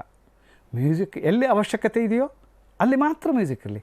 ಇಲ್ಲಿದ್ರೆ ಕೇವಲ ಸಂಭಾಷಣೆ ನಡೀತಿದ್ರೆ ಕೇವಲ ಸಂಭಾಷಣೆ ಇರಲಿ, ಅಲ್ಲಿ ಯಾಕೆ ಮ್ಯೂಸಿಕ್ ಹಾಕಬೇಕು? ಅನಾವಶ್ಯಕ ಮ್ಯೂಸಿಕ್ಗಳನ್ನು, ಸಂಗೀತವನ್ನು ಕೊಡಬೇಕಾಗಿಲ್ಲ. ಯಾಕಂದರೆ ಅಲ್ಲಿ ಅಗತ್ಯ ಇರಬೇಕು. ಅಲ್ಲಿ ಏನೋ ಒಂದೊಂದು ಸಲ ಅನ್ನಿಸ್ತದೆ, ಇವರು ಏನೋ ಮಾತ್ರ. ಈ ಉದಾಹರಣೆಗೆ ಜಗಳ ಆಡ್ತಾ ಇದ್ದಾರೆ, ಆ ಜಗಳವನ್ನು ಉತ್ತೇಜಿಸುವ ಒಂದು ಫಾಸ್ಟ್ ಬೀಟ್ ಎಲ್ಲೋ ಒಂದು ಬೇಕಾಗ್ತದೆ. ಒಂದು ತಬಲದಲ್ಲಿ ಟಗ ಅಂತ ಹೇಳ್ತಾ ಹೋಗ್ತಾರೆ ಅವರೇನೋ ಜಗಳ, ಅಥವಾ ಈ ದೂರದಲ್ಲಿ ತಮಟೆ ಬಡಿಯೋ ಒಂದು ಸಣ್ಣ ಸದ್ದು, ಅದು ಒಂದು ರೀತಿಯ ಇಲ್ಲ. ತುಂಬ ಇನ್ನೂ ಒಂದು ಕಾಮಿಕ್ಕಾಗಿ ನಾನು ಮಾಡಬೇಕು, ಅದು ಜಗಳ ಏನೋ ಒಂದು ರೀತಿಯ ಇದರ ಜಗಳ ಕಾಮಿಕ್ಕಾಗಿ ಮಾಡಬೇಕಂದ್ರೆ ಅವರಿಬ್ಬರು ಮಾತಾಡ್ತಿರ್ತಾರೆ. ಇಲ್ಲಿ ನಾಯಿಗಳು ಎರಡು ಓ ಅಂತ ಒದರುವಂಥದ್ದೊಂದು ಸನ್ನಿವೇಶನ ಅದೊಂದು ಕಾಮಿಕ್ಕಾಗಿ ಪ್ರೆಸೆಂಟ್ ಮಾಡಲಿಕ್ಕಾಗ್ತದೆ. ಅಂದರೆ ಆ ಸನ್ನಿವೇಶವನ್ನು ಕಟ್ಕೊಡ್ಲಿಕ್ಕೆ ಧ್ವನಿ ಪರಿಣಾಮಗಳು ಎಷ್ಟು ಮುಖ್ಯವೋ ಹಾಗೆ ಅದನ್ನು ಗ್ರಹಿಸುವಂಥ ಕ್ರಿಯೆಯನ್ನು ನಾವು ಸೃಷ್ಟಿ ಮಾಡಲಿಕ್ಕೂ ಕೂಡ ಇದೆಲ್ಲ ಸಂಕೇತಗಳೇ. ಇದೆಲ್ಲ ಈ ಸಂಕೇತಗಳನ್ನು ಬಳಸಿಕೊಂಡು ನಾನು ಕೆಲಸ ಮಾಡ್ತಾ ಹೋಗಬೇಕಾಗ್ತದೆ. ಹೀಗೆ ಧ್ವನಿ ಪರಿಣಾಮದ ಮೂಲಕ, ಸಂಗೀತದ ಮೂಲಕ ಇಡೀ ನಾಟಕವನ್ನು ಕಟ್ಟಿಕೊಡುವಂಥ ಕೆಲಸ ಆಗ್ತದೆ. ಆದರೆ ನಾಟಕವನ್ನು ನಿರೂಪಿಸುವಾಗ ಬರೆಯುವ ಎಚ್ಚರ ವಹಿಸಬೇಕಾದಂಥ ತುಂಬ ಮುಖ್ಯವಾದ ಅಂಶ ಅಂತಂದರೆ ಇದೆಲ್ಲ ನಾಟಕ ರೂಪಿಸಲಿಕ್ಕೆ, ಬರೀಲಿಕ್ಕೆ. ಆದರೆ ಯಾವುದೇ ಜಾತಿಯನ್ನು, ಪಂಗಡವನ್ನು, ಸಂಸ್ಥೆಯನ್ನು, ವೃತ್ತಿಯನ್ನು, ಆಮೇಲೆ ವ್ಯಕ್ತಿಯನ್ನು ಟೀಕಿಸಲಿಕ್ಕೆ ಹೋಗಬಾರ್ದು. ಅದರ ನಡುವೆ ಯಾವುದೋ ಒಬ್ಬ ಅಂಗವೈಕಲ್ಯ ಹೊಂದಿದವರನ್ನು, ಬುದ್ಧಿಮಾಂದ್ಯ ಹೊಂದಿದವರನ್ನು, ಮಾತಾಡಲಿಕ್ಕಾಗೋದಿಲ್ಲ, ಅವ್ರಿಗೆ ಉಗ್ಗು ಬರ್ತದೆ ಅಂಥವರನ್ನು, ಅಂದರೆ ಅವ್ರನ್ನ ಏನೋ ಟೀಕೆ ಮಾಡಿ ಗೇಲಿ ಮಾಡಿದ ಹಾಗೆ ಆಗಬಾರ್ದು. ಅವರ ಯಾರೊಬ್ಬ ಕುರೂಪ ಇದ್ದಾನೆ ಅಥವಾ ನೋಡಲಿಕ್ಕೆ ಚೆಂದ ಇಲ್ಲ, ಅದನ್ನೇ ಹಾಸ್ಯ ಮಾಡಬಾರ್ದು. ಇವುಗಳನ್ನು ರೇಡಿಯೋ ನಾಟಕದಲ್ಲಿ ಬಳಸಲೇಬಾರ್ದು. ರೇಡಿಯೋ ನಾಟಕದಲ್ಲಿ ಮಾತ್ರ ಅಲ್ಲ, ಯಾವುದೇ ನಾಟಕದಲ್ಲೂ ಹಾಗೆ ಬಳಸಬಾರ್ದು. ಆದರೆ ಕೆಲವೊಂದು ಬಾರಿ ಸಮಾಜದ ಒಂದು ಭಾಗವೇ ಈ ಎಲ್ಲ ಪಾತ್ರಗಳಾಗಿದ್ದರಿಂದ ಬಳಸ್ಕೊಳ್ತಾರೆ ಅನ್ನಲ್ಲ. ಆದರೆ ವಿಶೇಷವಾಗಿ ಆಕಾಶವಾಣಿಯ ಮಾಧ್ಯಮ ಇಂಥದ್ದಕ್ಕೆ ಅವಕಾಶ ಕೊಡಬಾರ್ದು. ಯಾಕಂದರೆ ಪ್ರತಿಯೊಬ್ಬರೂ ಕೂಡ ಸೌಹಾರ್ದಯುತವಾಗಿ ಬದುಕಲಿಕ್ಕೆ ಜಾತಿಗಳ ಒಡೆದಾಟ, ವ್ಯಕ್ತಿಗಳ ಟೀಕೆ ಅದ್ಯಾವುದೂ ಇಲ್ಲದೆಯೇ ಒಂದು ನೇರ ನಿರೂಪಣೆಯ ನಾಟಕವಾಗಿ ಬರಬೇಕು. ಇಷ್ಟನ್ನು ಗಮನದಲ್ಲಿಟ್ಕೊಂಡು ಒಂದು ನಾಟಕ ರಚನೆಯನ್ನು ಮಾಡಬಹುದು ಅಂತ ನಾನು ಭಾವಿಸ್ತೇನೆ. ಹೀಗೆ ರೂಪಕ ಮತ್ತು ನಾಟಕಗಳನ್ನು ನಾವು ರಚನೆ ಮಾಡುವಾಗ ಮತ್ತು ಅದನ್ನು ಪ್ರೊಡಕ್ಷನ್ ಮಾಡುವಾಗ, ನಿರ್ಮಾಣ ಮಾಡುವಾಗ ಈ ಎಲ್ಲ ಅಂಶಗಳನ್ನು ಗಮನದಲ್ಲಿಟ್ಕೊಂಡು ಮಾಡಿದ್ರೆ ಒಂದು ಒಳ್ಳೆಯ ನಾಟಕವನ್ನು ನೀವು ಕೊಡಲಿಕ್ಕೆ ಸಾಧ್ಯ ಆಗ್ತದೆ. ಪ್ರಯತ್ನ ಮಾಡಿ, ಒಂದು ನಾಟಕವನ್ನು ನೀವು ಕೂಡ ಎಲ್ಲ ನಿರ್ಮಿಸಿ, ಆ ಧ್ವನಿಗಳನ್ನು ಇಟ್ಕೊಂಡು ಮಾಡಿ. ಆಗ ನಿಮಗೂ ಕೊಡುವಂಥ ಖುಷಿ ಅದು ಎಲ್ಲದಕ್ಕಿಂತಲೂ ಹೆಚ್ಚಾಗಿರ್ತದೆ ಅನ್ನೋದನ್ನು ನೀವೇ ಅರ್ಥಕೊಳ್ತೀರಿ. ನಮಸ್ಕಾರ.